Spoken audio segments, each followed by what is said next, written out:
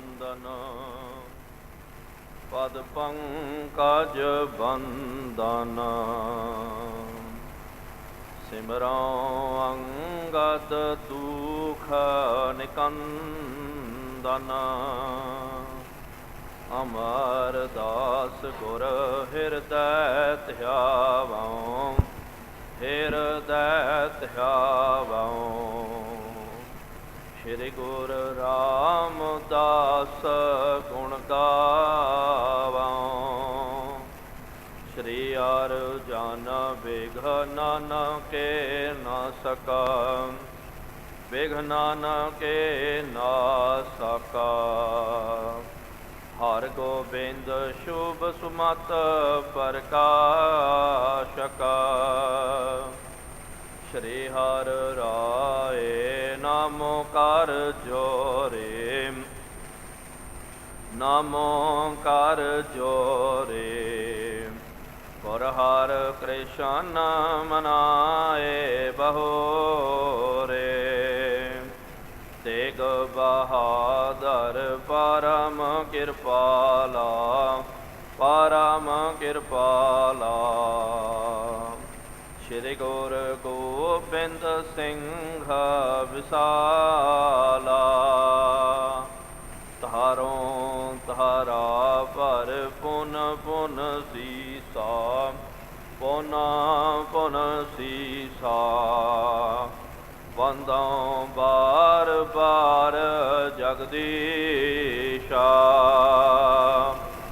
ਜਿਸ ਮਹਿ ਅੰਮ੍ਰਿਤ ਗਿਆਨ ਹੈ ਮਾਣਿਕ ਭਗਤ ਵੈਰਾਗਾ ਸ਼੍ਰੀ ਗੁਰੂ ਗ੍ਰੰਥ ਸਾਹਿਬ ਉਦਧ ਬੰਦਾਂ ਕਰ ਅਨੁਰਾਗ ਏਕੰਕਾਰ ਸਤਿਗੁਰੂ ਤਹਿ ਪ੍ਰਸਾਦ ਸੱਚ ਹੋਏ ਵਾਹਿਗੁਰੂ ਜੀ ਕੀ ਫਤਿਹ ਵਿਘਨ ਵਿਨਾਸ਼ਨ ਸੋਏ ਵਾਹਿਗੁਰੂ ਜੀ ਕੀ ਫਤਿਹ ਵਿਘਨ ਵਿਨਾਸ਼ਨ ਸੋਏ ਸਤਨਾਮ ਸ੍ਰੀ ਵਾਹਿਗੁਰੂ ਜੀ ਦੋਹਰਾ ਤੇਗ ਬਹਾਦਰ ਧਰਮ ਤੁਜ ਧੀਰਜ ਧਰਨ ਮਨਿੰਦ ਗੋਪ ਰਹਿ ਕੁਛ ਕਹਿ ਨ ਹੈ ਮੁਖ ਪ੍ਰਸੰਨ ਅਰਬਿੰਦ ਤੇਗ ਬਹਾਦਰ ਧਰਮ ਤੁਜ ਧੀਰਜ ਧਰਨ ਮਨਿੰਦ ਵਾਹਿਗੁਰੂ ਜੀ ਕਾ ਖਾਲਸਾ ਵਾਹਿਗੁਰੂ ਜੀ ਕੀ ਫਤਿਹ ਪਰਮ ਸਨਮਾਨਯੋਗ ਜੁਗਹੁ ਜੁਗ ਅਟਲ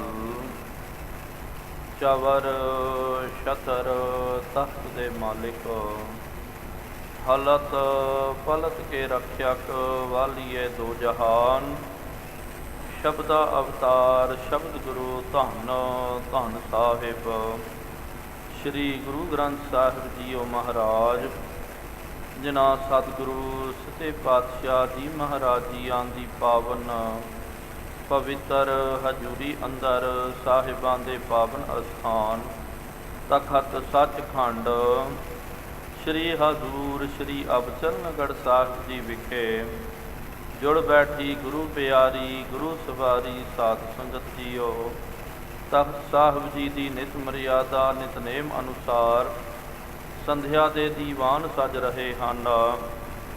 ਸਜੇ ਹੋਏ ਪਾਵਨ ਦੀਵਾਨਾਂ ਦੇ ਵਿੱਚ ਗੁਰ ਇਤਿਹਾਸ ਦੀਆਂ ਕਥਾ ਵਿਚਾਰਾਂ ਸਰਵਣ ਕਰਨ ਦੇ ਲਈ ਆਪ ਸੰਗਤਾਂ ਹਾਜ਼ਰੀਆਂ ਭਰ ਰਹੇ ਹੋ।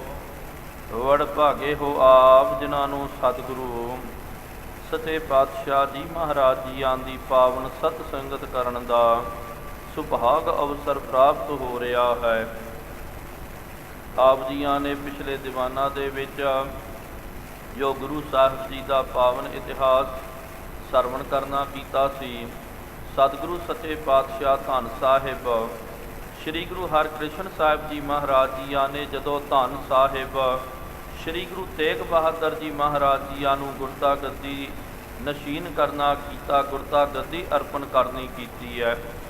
ਤੇ ਪ੍ਰਤੱਖ ਤੌਰ ਤੇ ਤਾਂ ਨਹੀਂ ਕਰਨਾ ਕੀਤਾ, ਆਤਮਿਕ ਤੌਰ ਤੇ ਮਹਾਰਾਜ ਜੀ ਨੇ ਗੁਰਤਾ ਗੱਦੀ ਦੇ ਦਿੱਤੀ ਤੇ ਗੁਰੂ ਨਾਨਕ ਦੇਵ ਜੀ ਮਹਾਰਾਜ ਜੀ ਦੀ ਜੋਤ ਉਹਨਾਂ ਦੇ ਅੰਦਰ ਟਿਕਾ ਦਿੱਤੀ ਤੇ ਸੰਗਤਾਂ ਨੂੰ ਵੀ ਕਹਿ ਦਿੱਤਾ ਸੀ ਕਿ ਬਾਬਾ ਵਸਹਿ ਵਿੱਚ ਗ੍ਰਾਮ ਬਕਾਲੇ ਬਨ ਗੁਰ ਸੰਗਤ ਸਭੈ ਸਮਾਲੈ, ਕਿ ਸਾਡੇ ਜੋ ਸਤਿਕਾਰਯੋਗ ਬਕਾਲਾ ਸਾਹਿਬ ਵਾਲੇ ਜੋ ਦਾਦਾ ਜੀ ਹਨ, ਸਿੱਧਾ ਇਸ਼ਾਰਾ ਸੀ ਗੁਰੂ ਤੇਗ ਬਹਾਦਰ ਜੀ ਮਹਾਰਾਜ ਜੀ ਦੇ ਵੱਲ ਕਿ ਉਹ ਸਾਡੇ ਜੋ ਦਾਦਾ ਜੀ ਸਨ ਧੰਨ ਸਾਹਿਬ ਸ੍ਰੀ ਗੁਰੂ ਤੇਗ ਬਹਾਦਰ ਜੀ ਮਹਾਰਾਜ ਜੀ ਇਹ ਗੁਰੂ ਹਨ। ਇਹਨਾਂ ਨੇ ਗੁਰੂ ਬਣ ਕਰਕੇ ਬਨ ਗੁਰ ਸੰਗਤ ਸਕਲ ਸੰਭਾਲੈ, ਤੇ ਸਾਰੀ ਸੰਗਤ ਨੂੰ ਇਹਨਾਂ ਨੇ ਸਾਂਭ ਲੈਣਾ ਹੈ। ਇਹ ਬਚਨ ਕਰਕੇ ਸਤਿਗੁਰੂ ਮਹਾਰਾਜ ਜੀ ਜੋਤੀ ਜੋਤ ਸਮਾ ਗਏ। ਉਸ ਤੋਂ ਬਾਅਦ ਸਾਧ ਸੰਗਤ ਜੀ ਜਦੋਂ ਤੱਕ ਧੰਨ ਸਾਹਿਬ ਸ੍ਰੀ ਗੁਰੂ ਤੇਗ ਬਹਾਦਰ ਜੀ ਮਹਾਰਾਜ ਜੀਆਂ ਨੂੰ ਮੱਖਣ ਸ਼ਾਹ ਲੁਬਾਣੇ ਨੇ ਜਦੋਂ ਤੱਕ ਪ੍ਰਗਟ ਨਹੀਂ ਕਰਨਾ ਕੀਤਾ, ਇਹ 4-5 ਮਹੀਨੇ ਨਾ ਬਹੁਤ ਔਖੇ ਰਹੇ ਸਨ। ਕਹਿਣ ਦਾ ਮਤਲਬ ਇਸ ਸਮੇਂ ਦੇ ਵਿੱਚ ਜਿਹੜੇ ਦੰਭੀ ਪਖੰਡੀ ਸੀ ਉਹਨਾਂ ਨੇ ਆਪਣੀਆਂ ਦੁਕਾਨਦਾਰੀਆਂ ਉੱਥੇ ਸ਼ੁਰੂ ਕਰ ਦਿੱਤੀਆਂ। ਦੇਖੋ ਧੰਨ ਗੁਰੂ ਤੇਗ ਬਹਾਦਰ ਜੀ ਮਹਾਰਾਜ ਜੀ ਹੀ ਗੁਰਤਾ ਗੱਦੀ ਤੋਂ ਪਹਿਲਾਂ ਤਕਰੀਬਨ 22 ਸਾਲ ਸਤਿਗੁਰੂ ਮਹਾਰਾਜ ਜੀ ਨੇ ਬਕਾਲਾ ਸਾਹਿਬ ਜੀ ਦੀ ਧਰਤੀ ਤੇ ਨਿਵਾਸ ਕਰਨਾ ਕੀਤਾ, ਭਜਨ ਕਰਨੀ ਕੀਤੀ ਹੈ। ਸਤਿਗੁਰੂ ਮਹਾਰਾਜ ਜੀ ਤਾਂ ਚੱਲ ਕੇ ਥੋੜ੍ਹੀ ਆਏ, ਜਦੋਂ ਧੰਨ ਸ੍ਰੀ ਗੁਰੂ ਹਰਗੋਬਿੰਦ ਸਾਹਿਬ ਜੀ ਮਹਾਰਾਜ ਜੀ ਜੋਤੀ ਜੋਤ ਸਮਾ ਰਹੇ ਸਨ, ਮਹਾਰਾਜ ਜੀ ਨੇ ਪਹਿਲਾਂ ਹੀ ਕਹਿ ਦਿੱਤਾ ਸੀ ਕਿ ਬੇਟਾ ਤੁਸੀਂ ਸਾਡੇ ਜੋ ਨਾਨਕਾ ਪਰਿਵਾਰ ਹੈ ਤੁਸੀਂ ਉੱਥੇ ਚੱਲ ਜਾਓ ਬਕਾਲਾ ਸਾਹਿਬ, ਉੱਥੇ ਰਹਿਣਾ ਕਰੋ, ਖੁਦ ਗੁਰਤਾ ਗੱਦੀ ਤੁਹਾਡੇ ਤੱਕ ਆਵੇਗੀ, ਭਾਵ ਕਿ ਤੁਸੀਂ ਖੁਦ ਗੁਰੂ ਬਣੋਗੇ। ਉੱਥੇ ਰਹਿ ਕਰਕੇ ਭਜਨ ਬੰਦਗੀ ਕਰਨੀ ਹੈ, ਰੱਬ ਦੀ ਇਬਾਦਤ ਕਰਨੀ ਹੈ। ਇਹ ਬਚਨ ਨੂੰ ਮੰਨਦਿਆਂ ਹੋਇਆਂ ਸਤਿਗੁਰੂ ਮਹਾਰਾਜ ਜੀ ਤਕਰੀਬਨ 21-22 ਸਾਲ ਉੱਥੇ ਨਿਵਾਸ ਕਰਨਾ ਕੀਤਾ। ਅੱਜ ਜਦੋਂ ਇਹਨਾਂ ਪਖੰਡੀਆਂ ਨੂੰ ਪਤਾ ਚੱਲਿਆ ਕਿ ਬਕਾਲਾ ਸਾਹਿਬ ਦੇ ਵਿੱਚ ਤਾਂ ਸਤਿਗੁਰਾਂ ਜੀ ਰਹਿੰਦੇ ਹਨ, ਲੇਕਿਨ ਗੁਰੂ ਹਰਿਕ੍ਰਿਸ਼ਨ ਸਾਹਿਬ ਜੀ ਮਹਾਰਾਜ ਜੀ ਨੇ ਪ੍ਰਤੱਖ ਸਰੀਰ ਨੂੰ ਗੁਰਤਾ ਗੱਦੀ ਨਹੀਂ ਦਿੱਤੀ। ਜੇ ਸਰੀਰ ਨੂੰ ਦਿੰਦੇ ਕੋਈ ਤਾਂ ਫਿਰ ਪਤਾ ਲੱਗ ਜਾਂਦਾ ਸੀ ਨਾ ਕਿ ਭਾਈ ਹਾਂ ਜੀ ਇਹਨਾਂ ਨੂੰ ਗੁਰਤਾ ਗੱਦੀ ਦਿੱਤੀ ਗਈ। ਇਹ ਤਾਂ ਬਾਹਰੀ ਤੌਰ ਤੇ ਤਾਂ ਸੰਕੇਤ ਕਰਨਾ ਕੀਤਾ। ਇਸ ਕਰਕੇ ਸਾਧ ਸੰਗਤ ਜੀ ਨਾਲ ਦੂਜੇ ਪਾਸੇ ਧੰਨ ਗੁਰੂ ਤੇਗ ਬਹਾਦਰ ਜੀ ਮਹਾਰਾਜ ਜੀ ਦਾ ਬਹੁਤ ਜ਼ਿਆਦਾ ਸਰਲ ਸੁਭਾਅ ਸੀ, ਵਿਰਾਗ ਦੇ ਵਿੱਚ ਰਹਿਣ ਵਾਲੇ ਹਨ, ਆਪਣੇ ਆਪ ਨੂੰ ਪ੍ਰਗਟ ਨਹੀਂ ਕਰਨਾ ਚਾਹੁੰਦੇ ਹਨ, ਰੱਬ ਦੀ ਰਜ਼ਾ ਦੇ ਵਿੱਚ ਰਹਿਣ ਵਾਲੇ ਹਨ। ਇਹਦਾ ਵੀ ਇਹਨਾਂ ਲੋਕਾਂ ਨੇ ਬੇਈਮਾਨਾਂ ਨੇ ਬਹੁਤ ਜ਼ਿਆਦਾ ਫਾਇਦਾ ਚੱਕਣਾ ਕੀਤਾ ਤੇ ਇਹਨਾਂ ਨੇ ਕੀ ਕੀਤਾ ਕਿ ਉੱਥੇ ਜਾ ਕਰਕੇ ਮੰਜੀਆਂ ਲਾ ਦਿੱਤੀਆਂ। ਜਿਹੜੇ ਮਸੰਦ ਸੀ ਇਸ ਟਾਈਮ ਦੇ ਵਿੱਚ ਮਸੰਦਾਂ ਨੇ ਬਹੁਤ ਬਦਫੈਲੀਆਂ ਕੀਤੀਆਂ। ਉਂਝ ਇਹਨਾਂ ਦਾ ਪਤਨ ਦਾ ਦੌਰ ਸ਼ੁਰੂ ਹੋ ਚੁੱਕਿਆ ਸੀ 7ਵੇਂ ਪਾਤਸ਼ਾਹ ਜੀ ਮਹਾਰਾਜ ਜੀ ਦੇ ਵੇਲੇ ਤੋਂ। ਬਹੁਤ ਇਹਨਾਂ ਨੇ ਪਤਨ ਕਰਨਾ ਕੀਤਾ, ਰਾਮ ਰਾਏ ਨੂੰ ਵੀ ਚੱਕ ਚਕਾ ਦੇ ਵਿੱਚ ਲੈ ਕੇ ਆਇਆ ਤੇ ਨਾਲ ਇਹ ਮਸੰਦ ਜਿਹੜੇ ਹਨ ਤੇ ਜਿੰਨੇ ਵੀ ਸੋਢੀ ਜੋ ਸਨ ਸੋਢੀ ਪਰਿਵਾਰ ਦੇ, ਹੁਣ ਸੋਢੀ ਪਰਿਵਾਰ ਦੇ ਜਿਹੜੇ ਪੁੱਤ ਪੋਤਰੇ ਦੇ ਨਾਲ ਉਹਨਾਂ ਦੇ ਅੱਗੇ ਜੋ ਵੀ ਵੰਸ਼ਜ ਜੋ ਹਨ, ਕਿਉਂਕਿ ਸਾਧ ਸੰਗਤ ਜੀ ਜੋ ਖਾਨਦਾਨ ਦਾ ਸੰਬੰਧ ਜਿਹੜਾ ਹੈ ਇਹ ਲੜਕੇ ਦੇ ਨਾਲ ਇਹ ਚਲਾ ਆਉਂਦਾ। ਲੜਕੀ ਜਿਹੜੀ ਹੁੰਦੀ ਹੈ ਜਦੋਂ ਉਹਦਾ ਵਿਵਾਹ ਕਾਰਜ ਹੋ ਜਾਵੇ ਤੇ ਫਿਰ ਜਿਸ ਲੜਕੇ ਦੇ ਨਾਲ ਉਹਦਾ ਵਿਵਾਹ ਕਾਰਜ ਹੁੰਦਾ ਉਹਦਾ ਖਾਨਦਾਨ ਉਸ ਲੜਕੀ ਉਸ ਬੀਬੀ ਦੇ ਨਾਮ ਦੇ ਨਾਲ ਲੱਗ ਜਾਂਦਾ। ਲੇਕਿਨ ਇੱਥੇ ਫਿਰ ਕਈ ਸੋਢੀਆਂ ਨੇ ਕੀ ਕੀਤਾ ਕਿ ਜਿਨ੍ਹਾਂ ਦੀਆਂ ਮਾਵਾਂ ਭੈਣਾਂ ਧੀਆਂ ਜਿਹੜੀਆਂ ਹਨ ਉਹ ਸੋਢੀ ਪਰਿਵਾਰ ਦੇ ਨਾਲ ਉਹਨਾਂ ਦਾ ਸੰਬੰਧ ਸੀ ਤੇ ਭਾਵ ਕਿ ਸੋਢੀ ਪਰਿਵਾਰ ਦੇ ਜਿਹੜੇ ਹਨ ਦੋਤਰੇ ਜਿਹੜੇ ਹਨ, ਦੋਤਰਿਆਂ ਨੇ ਵੀ ਜਿਨ੍ਹਾਂ ਦਾ ਕੋਈ ਹੱਕ ਨਹੀਂ ਬਣਦਾ, ਕਿਉਂਕਿ ਦੋਤਰਾ ਜਿਹੜਾ ਹੁੰਦਾ ਨਾ ਪੋਤਰਾ ਜਿਹੜਾ ਹੁੰਦਾ ਪੁੱਤ ਤੋਂ ਅੱਗੇ ਜਾਇਆ ਹੋਇਆ ਉਹਨੂੰ ਜਿਹੜਾ ਨਾਮ ਪਰਿਵਾਰ ਦਾ ਲੱਗਦਾ, ਖਾਨਦਾਨ ਦਾ ਨਾਮ ਉਹਨੂੰ ਲੱਗਦਾ। ਤੇ ਜਿਹਨੂੰ ਆਪਾਂ ਨਾਤੀ ਬੋਲਦੇ ਹਾਂ, ਦੋਤਰਾ ਬੋਲਦੇ ਹਾਂ, ਦੋਤਰਾ ਜਿਹੜਾ ਉਹਨੂੰ ਖਾਨਦਾਨ ਦਾ ਨਾਮ ਥੋੜ੍ਹੀ ਲੱਗਦਾ। ਲੇਕਿਨ ਇਸ ਟਾਈਮ ਤੇ ਉਹ ਵੀ ਲੋਕ ਜਿਹੜੇ ਹਨ ਸੋਢੀ ਪਰਿਵਾਰ ਦਾ ਨਾਮ ਲਾ ਕਰਕੇ ਉਹ ਵੀ ਆ ਕਰਕੇ ਇੱਥੇ ਜੰਮ ਗਏ। ਫਿਰ ਮਸੰਦ ਜਿਹੜੇ ਬੇਈਮਾਨ ਸਨ ਇਹਨਾਂ ਨੇ ਕਹਿ ਦਿੱਤਾ ਕਿ ਭਾਈ ਅਸੀਂ ਸਾਰੀ ਸੰਗਤ ਜਿਹੜੀ ਹੈ, ਕੋਈ ਮਸੰਦ ਕਹਿੰਦਾ ਸਾਡੇ ਪਿੱਛੇ ਇੰਨੀ ਸੰਗਤ ਹੈ, मेरे पिछे 5000, मेरे पिछे 10,000, और फलाने सारी इलाके की संगत मेरी है। तो इन्होंने फिर जिस तरह आप सौदा करते हैं, खास आप जिस तरह वेखते ना बाज़ारों के विच जदों आप जाते कोई चीज़ खरीदनी होवे बेचनी होवे तो आप सौदा करते हाँ, उहदे नाल तोल माप करते हाँ। अगला कहता जी मैं इन्ने विच देना, आप कहते हैं नहीं भाई बारगेनिंग करते हैं कि इन्ने विच लेना, जे देना तो भाई इन्ने विच दे, नहीं तो मैं अगे चलिया। इस तरह उत्थे फिर सौदे होने शुरू हो गए। सौदे किस तरह होए, मसंदा ने कह दिता कि देखो भाई मेरे अंडर दे विच वो सारी संगत है, मैं उन्होंने संगत नूं लैके आवांगा, मैं कहांगा कि भाई ये बाबा असली गुरु है। तो संगत ने जो भी तैनूं मत्था टेकेगी, जो भी चढ़त चढ़ावा चढ़ेगा, उहदे विचों साडा कमीशन इन्ना होना चाहिए। इन्होंने सीधी कमीशन की गल की है कि मान लियो कि 1000 दमड़ा तुहानूं संगतां ने मेरियां संगतां ने चढ़ाइया है, उहदे विचों सीधा 40% मेरा है, 400 रुपए दमड़ा मेरा है, तो मैं संगतां नूं तुहाडे कोल लैके आवांगा, नहीं तो फिर मैं दूजे कोल लैके चल जावांगा। इस तरह साध संगत जी सौदेबाजी शुरू हो गई। अज भी जिस तरह कल भी दास ने बेनती की सी कि अज भी माफ़ करना, प्रतख आपां कई थावां ते वेखदे हां, कई लोग साध संगत जी माफ़ करना कि इस तरह उन्होंने धर्म नूं भी धंधा बना करके रख दिता, अपने जिहड़े अस्थान बना लेने, ऊल फजूल का फिर इतिहास के नाल तरोड़ मरोड़ करके कुछ भी कहानियां बनाउणियां बना करके फिर जिहड़ियां संगतां आउंदियां, खास करके गड्डी वाले आदिक जां और गुरमुख जिहड़े यात्रा आदिक कराउंदे, उन्हां दे नाल कमीशन इन्हां दा फिक्स हुंदा कि भाई तू सारी संगत नूं लैके आ, संगत आके जे चल गई तो तैनूं असी 100 दमड़ा 500 दमड़ा देवांगे। अज भी कई बंदे इस तरह करते, कई इस तरह दंभी पखंडी जड़े हैं उन्होंने अगे एजेंट होंदे, वो भी इस तरह ये करते हैं कि भाई असी संगत नूं तुहाडे कोल वड्डे वड्डे लोकां नूं लैके आवांगे तो सानू कितना हिस्सा मिलेगा, कितना पैसा मिलेगा, फिर उस मुताबक वो काम करते। तो मसंदा ने भी इंज करना शुरू कर दिता। जिहड़ा कोई कहता जी नहीं इन्नी माया नहीं देनी, वो अपनी नाल दी संगत नूं कह दिंदा कि नहीं जी ये असली गुरु नहीं है, असली बाबा नहीं है, असली बाबा तो जी वो फलाना है। इस तरह संगतां जिहड़ियां धक्के खा रहीआं हन, पैसा तो उन्हां दा जा रहा, पैसा तो अर्पण कर रहे, लेकिन कदी भी मन की मुराद पूरी नहीं हो रही है, किनू भी रस शांति आनंद नहीं आ रहा। सतगुरु सच्चे पातशाह जी महाराज जी ने कहा ना, भेटत संत पार ब्रह्म चित आया, संगत करत संतोख मन पाया। भाव के जिन्हों भेटदियां ही रब चेते आ जावे, आवह साहिब चित तेरिया भगतां डिठिया, मन की कटिया मैल साध संग उठिया। कि उन्होंने मन की मैल कटी जाती है, रब दे प्यारे नूं वेख करके रब चेते आ जाता है। हुण संगतां जिहड़ियां नाम बाणी जपण वालियां जदों ये दंबियां पखंडियां दे कोल जा रहे, वेख रहे कि रब दा की चेते आउणा, उत्थे तां शैतान चेते आ रहा, पता चल जाता कि भाई ये जी दंबी है, पखंडी है, ये असली गुरु नहीं है। इस तरह संगत दे विच बहुत ज़्यादा बैबलता छाई हुई है।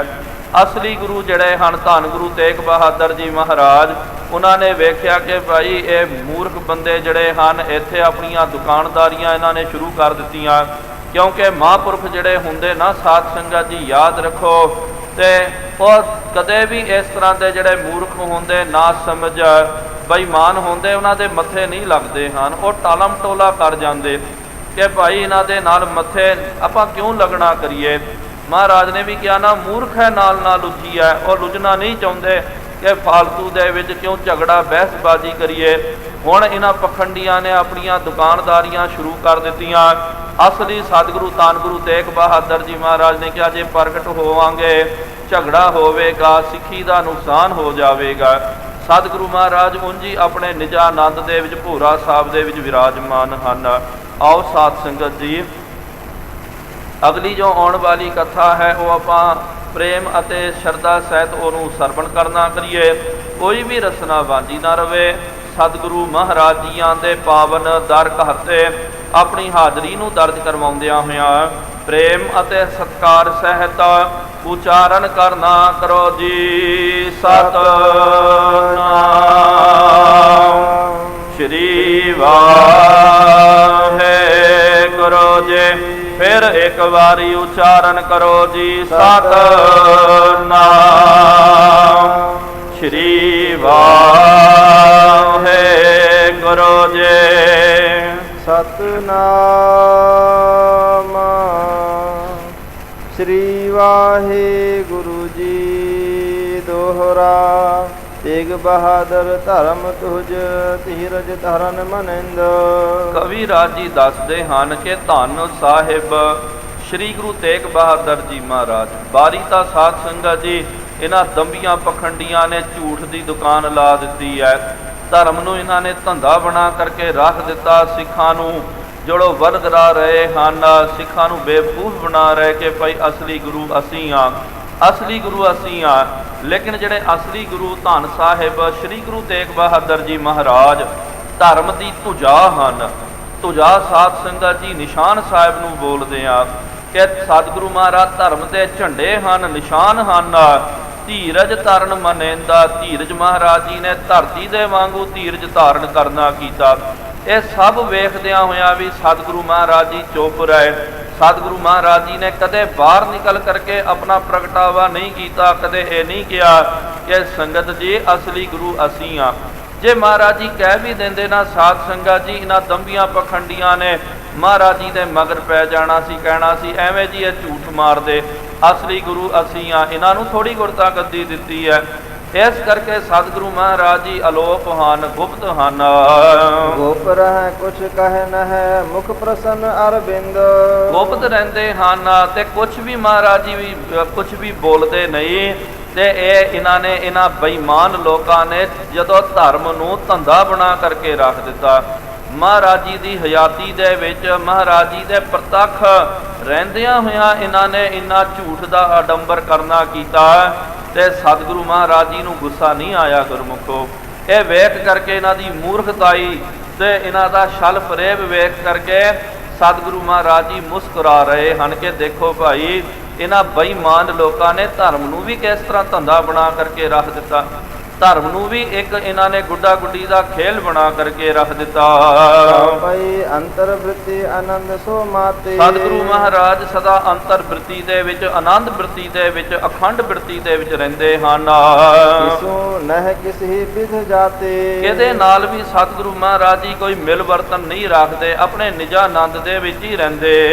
ਕਬ ਕਬ ਤੁਰੰਗ ਅਰੂੜ ਸਿਧਾਵਾ। ਹਾਂ, ਕਦੇ ਕਦੇ ਮੌਜਾਂ ਦੇ ਵਿੱਚ ਜੇ ਆ ਜਾਣ, ਮਹਾਰਾਜ ਨੇ ਕਿਹਾ ਨਾ ਰੰਗ ਹੱਸੈ ਰੰਗ ਰੋਵੈ ਚੁੱਪ ਭੀ ਕਰ ਜਾਹੇ ਪ੍ਰਵਾਹ ਨਾਹੀ ਕਿਸੈ ਕੇਰੀ ਬਾਜ ਸੱਚੈ ਨਾਹ। ਉਹ ਪ੍ਰਮਾਤਮਾ ਤੋਂ ਬਗੈਰ ਕਿਹਦੀ ਕਾਨ ਕਨੌਟ ਨਹੀਂ ਕਰਦੇ। ਉਹਦੇ ਰੰਗ ਦੇ ਵਿੱਚ ਕਦੇ ਜੇ ਮੌਜਾਂ ਦੇ ਵਿੱਚ ਆ ਗਏ, ਘੋੜੇ ਦੇ ਉੱਤੇ ਚੜ੍ਹ ਕਰਕੇ ਅੰਦਰ ਬਾਹਰ ਸੈਰ ਸਪਾਟਾ ਕਰਕੇ ਆਉਂਦੇ। ਤਬ ਕੋਈ ਸਿੱਖ ਦਰਸ਼ਨ ਪਾਵੈ। ਤੇ ਉਸ ਵੇਲੇ ਜਦੋਂ ਸਤਿਗੁਰੂ ਮਹਾਰਾਜ ਜੀ ਬਾਰ-ਬਾਰ ਨਿਕਲਦੇ, ਕੋਈ ਗੁਰੂ ਕਾ ਪਿਆਰਾ, ਗੁਰੂ ਕਾ ਸਿੱਖ ਭਾਵਨਾ ਵਾਲਾ, ਜਿਹਨੂੰ ਪਤਾ ਸੀ ਕਿ ਭਈ ਅਸਲੀ ਗੁਰੂ ਇਹ ਹਨ, ਉਸ ਵੇਲੇ ਉਹਨਾਂ ਨੂੰ ਮਹਾਰਾਜ ਜੀ ਦੇ ਦਰਸ਼ਨਾਂ ਦੀ ਪ੍ਰਾਪਤੀ ਹੁੰਦੀ ਹੈ। ਨਹਿ ਮਹਿਮਾ ਜਾਣੈ ਮਨ ਮਾਹੀ। ਇਹ ਨਾ ਸਮਝ ਲੋਕ ਜਿਹੜੇ ਹਨ ਸਤਿਗੁਰੂ ਮਹਾਰਾਜ ਜੀ ਦੀ ਮਹਿਮਾ ਨੂੰ ਨਹੀਂ ਜਾਣ ਸਕਦੇ।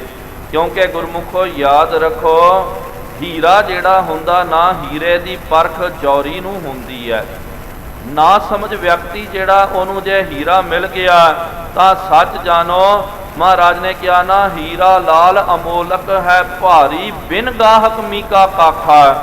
ਜੇ ਭਾਈ ਕੋਈ ਗਾਹਕ ਨਾ ਹੋਵੇ, ਕੋਈ ਪਾਰਖੂ ਨਾ ਹੋਵੇ ਤਾਂ ਸੱਚ ਜਾਣੋ ਬੇਸ਼ਕੀਮਤੀ ਤੋਂ ਬੇਸ਼ਕੀਮਤੀ ਹੀਰਾ ਵੀ ਜਿਹੜਾ ਪੱਥਰ ਦੇ ਵਾਂਗੂ ਹੀ ਨਜ਼ਰ ਆਉਂਦਾ। ਕੋਈ ਪਾਰਖੀ ਦੇ ਹੱਥ ਦੇ ਵਿੱਚ ਲੱਗ ਜਾਵੇ, ਪਾਰਖੀ ਕਹਿ ਸਕਦਾ ਕਿ ਭਾਈ ਇਹ ਤਾਂ ਅਰਬਾਂ ਖਰਬਾਂ ਦਾ ਹੀਰਾ ਹੈ।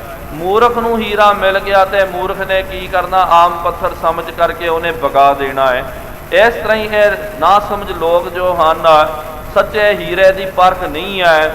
ਪੂਰੇ ਸਤਿਗੁਰਾਂ ਦੀ ਪਰਖ ਨਹੀਂ ਹੈ ਤੇ ਨਾਲ ਇਹ ਮਹਾਰਾਜ ਜੀ ਨੂੰ ਕੋਈ ਨਜ਼ਰ ਅੰਦਾਜ਼ ਕਰ ਦਿੰਦੇ ਤੇ ਸਤਿਗੁਰੂ ਮਹਾਰਾਜ ਦੀ ਇਹ ਮਹਿਮਾ ਨਹੀਂ ਜਾਣਦੇ ਹਨ।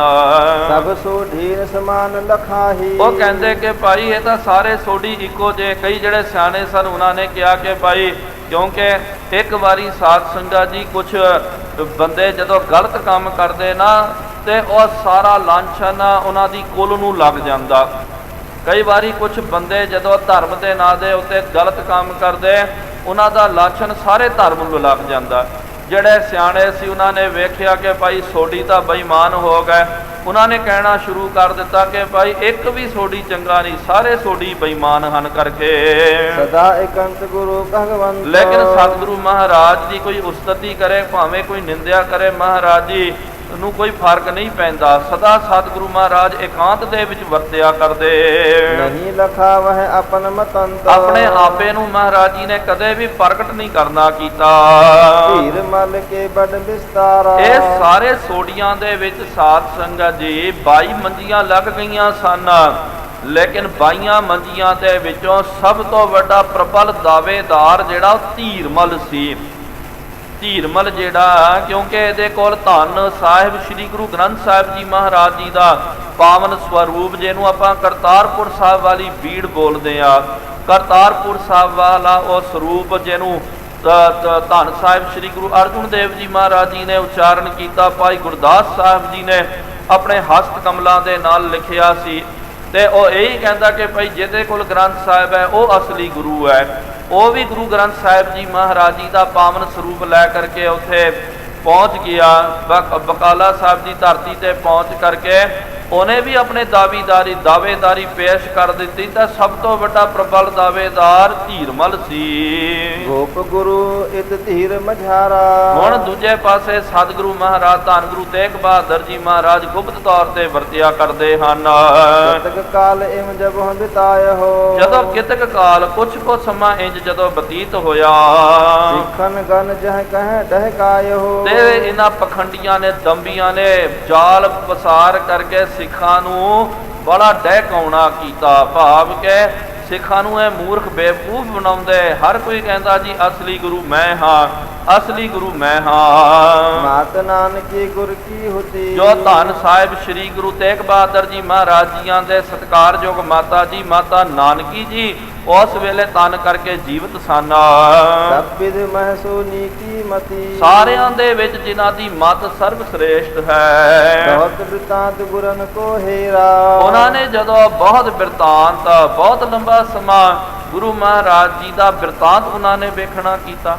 ਕਿਉਂਕਿ ਧੰਨ ਸਾਹਿਬ ਸ੍ਰੀ ਗੁਰੂ ਹਰਗੋਬਿੰਦ ਸਾਹਿਬ ਜੀ ਮਹਾਰਾਜ ਜੀਆਂ ਦੇ ਇਹ ਸਤਿਕਾਰਯੋਗ ਮਹਿਲ ਸਨ। ਪਤੀ ਸਤਿਗੁਰੂ ਮਹਾਰਾਜ ਜੀ ਦਾ ਇਹਨਾਂ ਨੇ ਆਨੰਦ ਪ੍ਰਾਪਤ ਕਰਨਾ ਕੀਤਾ। ਉਹਨਾਂ ਦੇ ਸਨਿਧ ਦੇ ਵਿੱਚ ਰਹੇ ਹਨ। ਇਹਨਾਂ ਨੂੰ ਗੁਰੂ ਘਰ ਦੇ ਪ੍ਰਤੀ ਪੂਰੀ ਜਾਣਕਾਰੀ ਸੀ। ਦੀਰਘ ਦਰਸ਼ਾ ਸੁਜਸ ਬਡੇਰਾ। ਨਾਲ ਦੀਰਘ ਦਰਸ਼ਾ ਭਾਵ ਕਿ ਦੀਰਘ ਦ੍ਰਿਸ਼ਟੀ ਵਾਲੇ ਬੜੇ ਸੁਜਾਨ ਸਨ। ਸ੍ਰੀ ਗੁਰੂ ਹਰਗੋਬਿੰਦ ਕੀ ਦਾਰਾ। ਕਿਉਂਕਿ ਕਿਉਂ ਨਾ ਹੋਵੇ ਇੱਥੇ ਕਵੀ ਰਾਜੀ ਵੀ ਦੱਸਦੇ ਕਿ ਧੰਨ ਸਾਹਿਬ ਸ੍ਰੀ ਗੁਰੂ ਹਰਗੋਬਿੰਦ ਸਾਹਿਬ ਜੀ ਮਹਾਰਾਜ ਜੀ ਦੇ ਇਹ ਸਤਿਕਾਰਯੋਗ ਮਹਿਲ ਧਰਮ ਸੁਪਤਨੀ ਜੀ ਸਨ। ਜਾਨਤ ਆਸ਼ਾ ਜਥਾ ਉਦਾਰਾ। ਜਿਸ ਤਰ੍ਹਾਂ ਸਤਿਗੁਰੂ ਮਹਾਰਾਜ ਜੀ ਦਾ ਉੱਚਾ ਸੁੱਚਾ ਨਿਰਮਲ ਆਸ਼ਾ ਹੈ ਉਹ ਇਸ ਨਿਰਮਲ ਆਸ਼ੇ ਨੂੰ ਜਾਣਦੇ ਸਨ। ਹਿਮਾ ਆਦ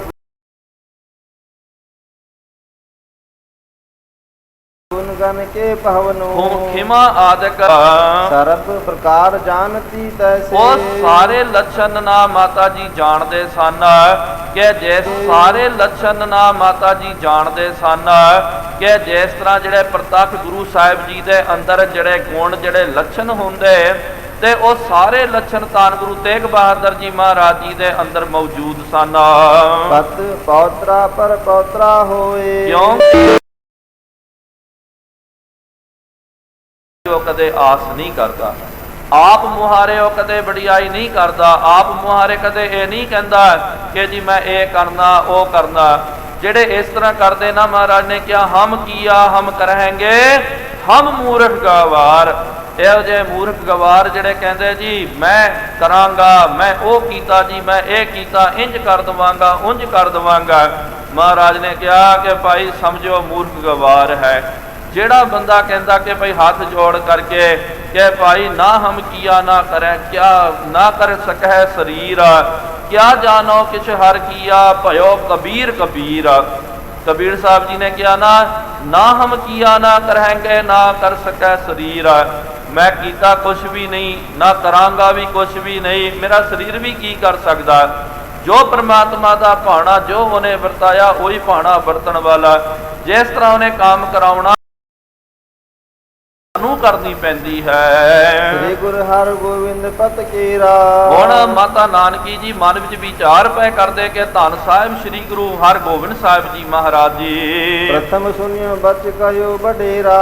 ਜਦੋਂ ਧੰਨ ਗੁਰੂ ਤੇਗ ਬਹਾਦਰ ਜੀ ਮਹਾਰਾਜ ਜੀ ਦਾ ਹਾਲੇ ਪ੍ਰਕਾਸ਼ ਹੀ ਹੋਇਆ ਸੀ ਨਾ ਸਾਧ ਸੰਗਤ ਜੀ, ਤੁਰੰਤ ਗੁਰੂ ਤੇਗ ਬਹਾਦਰ ਜੀ ਮਹਾਰਾਜ ਜੀ ਦੇ ਦਰਸ਼ਨ ਕਰਨ ਦੇ ਲਈ ਧੰਨ ਸਾਹਿਬ ਸ੍ਰੀ ਗੁਰੂ ਹਰਗੋਬਿੰਦ ਸਾਹਿਬ ਜੀ ਮਹਾਰਾਜ ਗੁਰਬਿਲਾਸ ਪਾਤਸ਼ਾਹੀ 6ਵੀਂ ਦੇ ਵਿੱਚ ਇਹ ਕਥਾ ਆਉਂਦੀ ਹੈ। ਜਦੋਂ ਧੰਨ ਗੁਰੂ ਹਰਗੋਬਿੰਦ ਸਾਹਿਬ ਜੀ ਮਹਾਰਾਜ ਸ੍ਰੀ ਹਰਿਮੰਦਰ ਸਾਹਿਬ ਚੌਂਕੜਾ ਮਾਰ ਕੇ ਬੈਠੇ ਆਸਾ ਦੀ ਵਾਰ ਦਾ ਕੀਰਤਨ ਸਰਵਣ ਕਰ ਰਹੇ ਸਨ, ਇੱਕ ਸਿੱਖ ਆਇਆ, ਉਹਨੇ ਹਲਕੇ ਜੀ ਬੇਨਤੀ ਕੀਤੀ ਕਿ ਸਤਿਗੁਰੂ ਮਹਾਰਾਜ ਆਪ ਜੀ ਨੂੰ ਵਧਾਈਆਂ ਹੋਣ, ਆਪ ਜੀ ਦੇ ਘਰ ਵਿਖੇ 5ਵਾਂ ਸਾਹਿਬਜ਼ਾਦਾ ਪੁੱਤਰ ਦਾ ਜਨਮ ਹੋਇਆ।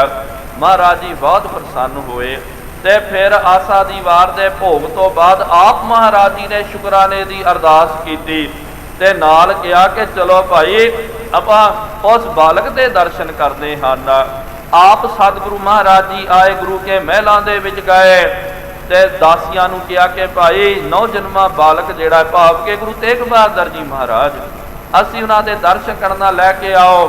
ਜਦੋਂ ਉਹਨਾਂ ਨੂੰ ਬਾਹਰ ਲੈ ਕੇ ਆਇਆ ਗਿਆ, ਕਹਿੰਦੇ ਧੰਨ ਸਾਹਿਬ ਸ੍ਰੀ ਗੁਰੂ ਹਰਗੋਬਿੰਦ ਸਾਹਿਬ ਜੀ ਮਹਾਰਾਜ ਆਪਣੇ ਪੁੱਤਰ ਸਤਿਗੁਰੂ ਗੁਰੂ ਤੇਗ ਬਹਾਦਰ ਜੀ ਮਹਾਰਾਜ ਜੀ ਨੂੰ ਨਿੱਠ ਕੇ ਗੌ ਦੇ ਨਾਲ ਟਕਟਕੀ ਲਾ ਕਰਕੇ ਵੇਖ ਰਹੇ ਸਨ। ਅੱਖਾਂ ਸੇਜਲ ਹੋ ਗਈਆਂ, ਅੱਖਾਂ ਦੇ ਵਿੱਚ ਜਲ ਜਿਹੜਾ ਹੈ ਭਰ ਕੇ ਆਇਆ। ਸਤਿਗੁਰੂ ਮਹਾਰਾਜ ਚਿਹਰਾ ਦਗਦਗ ਕਰ ਰਿਹਾ ਹੈ ਤੇ ਉਹਨਾਂ ਬਾਲਕ ਸਤਿਗੁਰੂ ਮਹਾਰਾਜ ਜੀ ਨੂੰ ਵੇਖ ਕਰਕੇ ਮਹਾਰਾਜ ਜੀ ਨੇ ਹੱਥ ਜੋੜਨੇ ਕੀਤੇ, ਗੁਰਮੁਖੋ ਯਾਦ ਰੱਖੋ ਇਤਿਹਾਸ ਸਾਡਾ ਕਹਿੰਦਾ ਧੰਨ ਗੁਰੂ ਹਰਗੋਬਿੰਦ ਸਾਹਿਬ ਜੀ ਮਹਾਰਾਜ ਜੀ ਨੇ ਬਾਲਕ ਸਤਿਗੁਰੂ ਧੰਨ ਗੁਰੂ ਤੇਗ ਬਹਾਦਰ ਜੀ ਆਪਣੇ ਪੁੱਤਰ ਸਤਿਗੁਰੂ ਮਹਾਰਾਜ ਜੀ ਦੇ ਚਰਨਾਂ ਦੇ ਵਿੱਚ ਸੀਸ ਝੁਕਾਉਣਾ ਕੀਤਾ। ਇਹ ਜਦੋਂ ਮਹਾਰਾਜ ਜੀ ਨੇ ਆਚਰਜ ਕੌਤਕ ਕੀਤਾ, ਬਾਅਦ ਵਿੱਚ ਬਾਬਾ ਬਿਧੀ ਚੰਦ ਸਾਹਿਬ ਜੀ ਨੇ ਬੇਨਤੀ ਕੀਤੀ, ਮਹਾਰਾਜ ਇਸ ਤੋਂ ਪਹਿਲੇ ਵੀ ਆਪ ਜੀ ਦੇ ਗ੍ਰਹਿ ਵਿਖੇ ਸਾਹਿਬਜ਼ਾਦਿਆਂ ਦਾ ਪੁੱਤਰਾਂ ਦਾ ਜਨਮ ਹੋਇਆ ਤੇ ਜਦੋਂ ਜਨਮ ਹੁੰਦਾ ਤੇ ਦਾਈਆਂ ਪਰਿਵਾਰ ਵਾਲੇ ਬੱਚੇ ਨੂੰ ਲਿਆ ਕਰਕੇ ਆਪ ਜੀ ਦੇ ਚਰਨੀ ਪਾਉਂਦੇ ਸਨ, ਲੇਕਿਨ ਅੱਜ ਆਪ ਜੀ ਨੇ ਉਲਟੀ ਗੰਗਾ ਵਹਾ ਦਿੱਤੀ, ਖੁਦ ਚੱਲ ਕਰਕੇ ਆਏ, ਇਹਨਾਂ ਦੇ ਦਰਸ਼ਨ ਕੀਤੇ, ਅੱਖਾਂ ਭਰ ਕੇ ਆਈਆਂ ਤੇ ਆਪ ਜੀ ਇਹਨਾਂ ਦੇ ਚਰਨਾਂ ਦੇ ਉੱਤੇ ਮੱਥਾ ਕਿਉਂ ਟੇਕਣਾ ਕੀਤਾ। ਸਤਿਗੁਰੂ ਮਹਾਰਾਜ ਜੀ ਨੇ ਬਚਨ ਕੀਤਾ ਕਿ ਬਾਬਾ ਬਿਧੀ ਚੰਦ ਸਾਹਿਬ ਜੀ ਅੱਗੇ ਇਹੀ ਘਰ ਦੇ ਵਿੱਚ ਇਹ ਸਰੀਰ ਦੇ ਵਿੱਚ ਇਸ ਜੋਤ ਨੇ ਆਪਣਾ ਬਸੇਰਾ ਆਪਣਾ ਟਿਕਾਣਾ ਕਰਨਾ ਹੈ। ਇਹ ਗੁਰੂ ਨਾਨਕ ਦੇਵ ਜੀ ਮਹਾਰਾਜ ਜੀ ਦੇ ਜੋਤ ਦੇ ਮਾਲਕ ਹਨ, 9ਵੇਂ ਪਾਤਸ਼ਾਹ ਜੀ ਹਨ। ਨਾਲ ਮਹਾਰਾਜ ਜੀ ਨੇ ਬਚਨ ਕੀਤਾ ਕਿ ਦੀਨ ਰੱਛ ਸੰਕਟ ਹਰਨ ਹਨ। ਇਹ ਦੀਨ ਦਾ ਮਤਲਬ ਧਰਮ ਦੀ ਰੱਖਿਆ ਕਰਨ ਵਾਲੇ ਤੇ ਸੰਕਟਾਂ ਦਾ ਨਾਸ਼ ਕਰਨ ਵਾਲੇ ਧਰਮ ਧੁਰੰਦਰ ਹਨ। ਪ੍ਰਗਟ ਭਏ ਸ਼੍ਰੀ ਤੇਗ ਬਹਾਦਰ ਸਗਲ ਸ੍ਰਿਸ਼ਟ ਪੈ ਢਾਂਬੀ ਚਾਦਰ। ਬਹੁਤ ਵੱਡੇ ਇਹ ਮਹਾਂਪੁਰਖ ਜਿਹੜੇ ਹਨ ਧਰਮ ਦੀ ਰੱਖਿਆ ਕਰਨ ਵਾਲਿਆਂ ਦਾ ਅੱਜ ਪ੍ਰਗਟਾਵਾ ਹੋਇਆ। ਉਹਨਾਂ ਦੇ ਉਹ ਸ਼ੁਭ ਕਰਮ ਜੋ ਅੱਗੇ ਕਰਨੇ ਉਹਦੇ ਅੱਗੇ ਮੈਨੇ ਸਜਦਾ ਕਰਨੀ ਕੀਤੀ। ਬਚਪਨ ਦੇ ਵਿੱਚ ਹੀ, ਬਚਪਨ ਵੀ ਸਾਧ ਸੰਗਤ ਜੀ ਤੇ ਬਚਪਨ ਵੀ ਕਹਿ ਨਹੀਂ ਸਕਦੇ ਹਾਂ, ਹਾਲੇ ਪਾਤਸ਼ਾਹ ਜੀ ਦਾ ਜਨਮ ਹੀ ਹੋਇਆ। ਮਾਤ ਲੋਕ ਦੇ ਵਿੱਚ ਗੁਰੂ ਤੇਗ ਬਹਾਦਰ ਜੀ ਮਹਾਰਾਜ ਜੀ ਆਏ, ਕੁਝ ਘੰਟੇ ਹੀ ਹੋਏ, ਮਹਾਰਾਜ ਜੀ ਨੇ ਵਰ ਦਿੱਤਾ ਕਿ ਗੁਰੂ ਨਾਨਕ ਦੇ ਜੋਤ ਦੇ ਮਾਲਕ ਹੋਣਗੇ। ਹੁਣ ਮਾਤਾ ਨਾਨਕੀ ਜੀ ਉਹ ਬਚਨ ਚੇਤੇ ਕਰ ਰਹੇ ਹਨ। ਸੋ ਸੁਤ ਹੋਏ ਗੁਰੂ ਜਗ ਪਹਾਰੀ। ਤੇ ਨਾਲ ਗੁਰਮੁਖੋ ਜਦੋਂ ਮਾਲਵੇ ਦੀ ਧਰਤੀ ਤੇ ਸੀ ਸਤਿਗੁਰੂ ਮਹਾਰਾਜ, ਮਾਲਵੇ ਦੀ ਧਰਤੀ ਤੋਂ ਮਹਾਰਾਜ ਜੀ ਨੇ ਫਿਰ ਮਾਤਾ ਨਾਨਕੀ ਜੀ ਨੂੰ ਤੇ ਬਾਬਾ ਬਕਾਲਾ ਸਾਹਿਬ ਭੇਜ ਦਿੱਤਾ। ਤੇ ਉਸ ਵੇਲੇ ਮਾਤਾ ਨਾਨਕੀ ਜੀ ਨੇ ਬੇਨਤੀ ਕੀਤੀ, ਜਦੋਂ ਮਹਾਰਾਜ ਜੀ ਨੇ ਮਨ ਪੱਕਾ ਕਰ ਲਿਆ ਕਿ ਅਸੀਂ ਆਪਣੇ ਪੋਤਰੇ ਨੂੰ ਭਾਵ ਕਿ ਧੰਨ ਗੁਰੂ ਹਰਿਰਾਏ ਸਾਹਿਬ ਜੀ ਮਹਾਰਾਜ ਜੀ ਨੂੰ ਗੁਰਤਾ ਗੱਦੀ ਦੇ ਉੱਤੇ ਸ਼ੁਭਾਇਮਾਨ ਕਰਨਾ, ਉਸ ਵੇਲੇ ਮਾਤਾ ਨਾਨਕੀ ਜੀ ਨੇ ਕਿਹਾ ਕਿ ਪਾਤਸ਼ਾਹ ਜੀਓ ਆਪ ਜੀ ਦੇ ਇਹ ਲਾਇਕ ਪੁੱਤਰ ਹਨ, ਸਦਾ ਵਿਰਾਗ ਦੇ ਵਿੱਚ ਰਹਿੰਦੇ ਹਨ, ਕੋਈ ਇਹਨਾਂ ਦਾ ਕਿਤੇ ਨਾਲ ਲੈਣਾ ਦੇਣਾ ਨਹੀਂ, ਕੋਈ ਝਮੇਲੇ ਦੇ ਵਿੱਚ ਨਹੀਂ ਫਸਦੇ, ਸਦਾ ਇਹ ਰੱਬ ਦੇ ਰੰਗ ਦੇ ਵਿੱਚ ਰਹਿੰਦੇ ਹਨ। ਕੋਈ ਮਸੰਦਾਂ ਦੇ ਨਾਲ ਇਹਨਾਂ ਦੀ ਨੇੜਤਾ ਨਹੀਂ ਹੈ, ਕੋਈ ਗੱਲਬਾਤ ਨਹੀਂ ਹੈ। ਸਾਡਾ ਬਸੇਰਾ ਕਿਸ ਤਰ੍ਹਾਂ ਚੱਲੇਗਾ? ਤੇ ਨਾਲ ਆਪ ਨੇ ਬਚਨ ਕੀਤਾ ਸੀ ਕਿ ਗੁਰਤਾ ਗੱਦੀ ਦੇ ਮਾਲਕ ਹੋਣਗੇ। ਉਹ ਬਚਨ ਆਪ ਜੀ ਦਾ ਅੱਜ ਲੱਗ ਰਿਹਾ ਕਿ ਝੂਠਾ ਪੈ ਰਿਹਾ ਹੈ, ਕਿਉਂਕਿ ਹੁਣ ਤਾਂ ਗੁਰਤਾ ਗੱਦੀ ਆਪ ਆਪਣੇ ਪੁੱਤਰ ਨੂੰ ਛੱਡ ਕਰਕੇ ਪੋਤਰੇ ਨੂੰ ਦੇ ਕੇ ਜਾ ਰਹੇ ਹੋ। ਉਸ ਵੇਲੇ ਮਹਾਰਾਜ ਧੰਨ ਗੁਰੂ ਹਰਗੋਬਿੰਦ ਸਾਹਿਬ ਜੀ ਮਹਾਰਾਜ ਨੇ ਕਿਹਾ ਕਿ ਨਾਨਕੀ ਜੀ ਇਹੋ ਜਿਹਾ ਬਚਨ ਨਾ ਕਰੋ, ਸਮਾਂ ਇਹਨਾਂ ਦਾ ਵੀ ਹੈ, ਲੇਕਿਨ ਅੱਜ ਇਹਨਾਂ ਦਾ ਸਮਾਂ ਨਹੀਂ ਆਇਆ। ਜਦੋਂ ਇਹਨਾਂ ਦਾ ਸਮਾਂ ਆਵੇਗਾ, ਗੁਰਤਾ ਗੱਦੀ ਖੁਦ ਤੁਹਾਡੇ ਘਰ ਦੇ ਵਿੱਚ ਚੱਲ ਕੇ ਆਵੇਗੀ। ਤੁਹਾਨੂੰ ਗੁਰਤਾ ਗੱਦੀ ਪ੍ਰਾਪਤ ਕਰਨ ਦੀ ਵੀ ਲੋੜ ਨਹੀਂ ਹੈ, ਖੁਦ ਗੁਰਤਾ ਗੱਦੀ ਚੱਲ ਕੇ ਆਵੇਗੀ। ਅੱਜ ਇਹਨਾਂ ਦਾ ਸਮਾਂ ਨਹੀਂ ਹੈ, ਕਿਉਂਕਿ ਗੁਰਮੁਖੋ ਕੋਈ ਵੀ ਵਸਤੂ ਜਿਹੜੀ ਹੈ ਉਹ ਸਮੇਂ ਦੇ ਅਨੁਸਾਰ ਪ੍ਰਾਪਤ ਹੁੰਦੀ ਹੈ। ਆਪਾਂ ਕਾੜੇ ਪੈ ਜਾਂਦੇ ਆ, ਆਪਾਂ ਕਹਿ ਦਿੰਦੇ ਆ, ਲੇਕਿਨ ਰੱਬ ਦੇ ਰੰਗ ਬੜੇ ਨਿਆਰੇ ਹਨ। ਗੁਰੂ ਮਹਾਰਾਜ ਜੀ ਦੇ ਚੋਜ ਬੜੇ ਕਮਾਲ ਦੇ। ਮਹਾਰਾਜ ਨੇ ਕਿਹਾ ਅੱਜ ਇਹਨਾਂ ਦਾ ਸਮਾਂ ਨਹੀਂ ਹੈ। ਫਿਰ ਸੱਚੇ ਪਾਤਸ਼ਾਹ ਜੀ ਮਹਾਰਾਜ ਜੀ ਨੇ ਇੱਕ ਪੋਥੀ ਸਾਹਿਬ ਮਹਾਰਾਜ ਜੀ ਨੂੰ ਭੇਟ ਕਰਨਾ ਕੀਤਾ। ਆਪਣੇ ਕਮਰ ਕੱਸੇ ਦੀ ਕਟਾਰ ਮਹਾਰਾਜ ਜੀ ਨੇ ਭੇਟ ਕੀਤੀ ਤੇ ਇੱਕ ਰੁਮਾਲ ਜਿਹੜਾ ਹੈ ਜੋ ਮਹਾਰਾਜ ਜੀ ਆਪ ਵਰਤਿਆ ਕਰਦੇ ਸਨ, ਉਹ ਰੁਮਾਲ ਵੀ ਗੁਰੂ ਤੇਗ ਬਹਾਦਰ ਜੀ ਮਹਾਰਾਜ ਨੂੰ ਦੇ ਕਰਕੇ ਮਹਾਰਾਜ ਨੇ ਬਚਨ ਕੀਤਾ, ਜਾਓ ਸਾਡਾ ਜਿਹੜਾ ਨਾਨਕਾ ਪਰਿਵਾਰ, ਨਾਨਕਾ ਇਲਾਕਾ ਬਕਾਲਾ ਸਾਹਿਬ, ਉੱਥੇ ਜਾ ਕਰਕੇ ਤੁਸੀਂ ਡੇਰਾ ਕਰਦਾ ਕਰੋ। ਜਿਸਕੇ ਸੁਤ ਜਨਮ ਹੈ ਜਸਕਾਰੀ। ਨਾਲ ਇਹ ਵੀ ਮਹਾਰਾਜ ਨੇ ਵਰ ਦਿੱਤਾ, ਪੁੱਤਰ ਦਾਤਾ ਵਰ ਦਿੱਤਾ ਕਿ ਤੇਰੇ ਪੁੱਤਰ ਨੂੰ ਗੁਰਤਾ ਗੱਦੀ ਪ੍ਰਾਪਤ ਹੋਵੇਗੀ। ਨਾਲ ਇਹ ਵੀ ਭਵਿਸ਼ਵਾਣੀ ਕਰ ਦਿੱਤੀ ਸੀ ਕਿ ਨਾਨਕੀ ਜੀ ਤੁਹਾਡਾ ਪੋਤਰਾ ਬਹੁਤ ਵੱਡਾ ਮਹਾਵੀਰ ਸੂਰਬਾ ਹੋਵੇਗਾ, ਧਰਮ ਧੁਰੰਦਰ ਹੋਵੇਗਾ, ਬਾਦਸ਼ਾਹ ਦਰਵੇਸ਼ ਹੋਵੇਗਾ, ਬਹੁਤ ਵੱਡਾ ਉਹ ਧਰਮ ਰੱਖਿਅਕ ਹੋਵੇਗਾ। ਇਹ ਵੀ ਮਹਾਰਾਜ ਜੀ ਨੇ ਵਰ ਦਿੱਤਾ।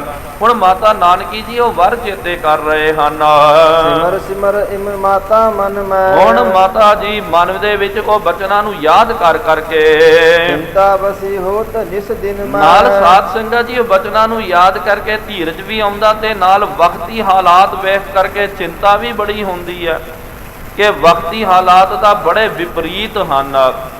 ਇੱਥੇ ਤਾਂ ਸਾਰੇ ਦੁਸ਼ਮਣ ਬਣ ਕਰਕੇ ਬੈਠ ਗਏ। ਲੋਕ ਇੱਕ ਜਾਂ ਦੋ ਦਾਅਵੇਦਾਰੀ ਕਰਦੇ ਤੇ ਤਾਂ 22 ਲੋਕਾਂ ਨੇ, ਬੇਈਮਾਨ ਲੋਕਾਂ ਨੇ, ਜਿਨ੍ਹਾਂ ਦੇ ਕੋਲ ਰਾਜਸੀ ਸੱਤਾ ਹੈ, ਇਹੋ ਜਿਹੇ ਸੱਤਾ ਦਾ ਧਾਰੀ ਲੋਕਾਂ ਨੇ ਦਾਅਵਾ ਪੇਸ਼ ਕਰ ਦਿੱਤਾ।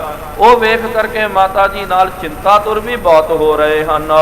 ਸਿੱਖ ਸੰਗਤ ਸੰਸੇ ਮਹਿ ਡੋਲਤ। ਨਾਲ ਵੇਖਦੇ ਕਿ ਭਾਈ ਸਾਰੀ ਸਿੱਖ ਸੰਗਤ ਜਿਹੜੀ ਆ ਉਹ ਸੰਸਿਆਂ ਦੇ ਵਿੱਚ, ਭੰਬਲ ਭੂਸੀਆਂ ਦੇ ਵਿੱਚ ਪੈ ਗਈ ਹੈ।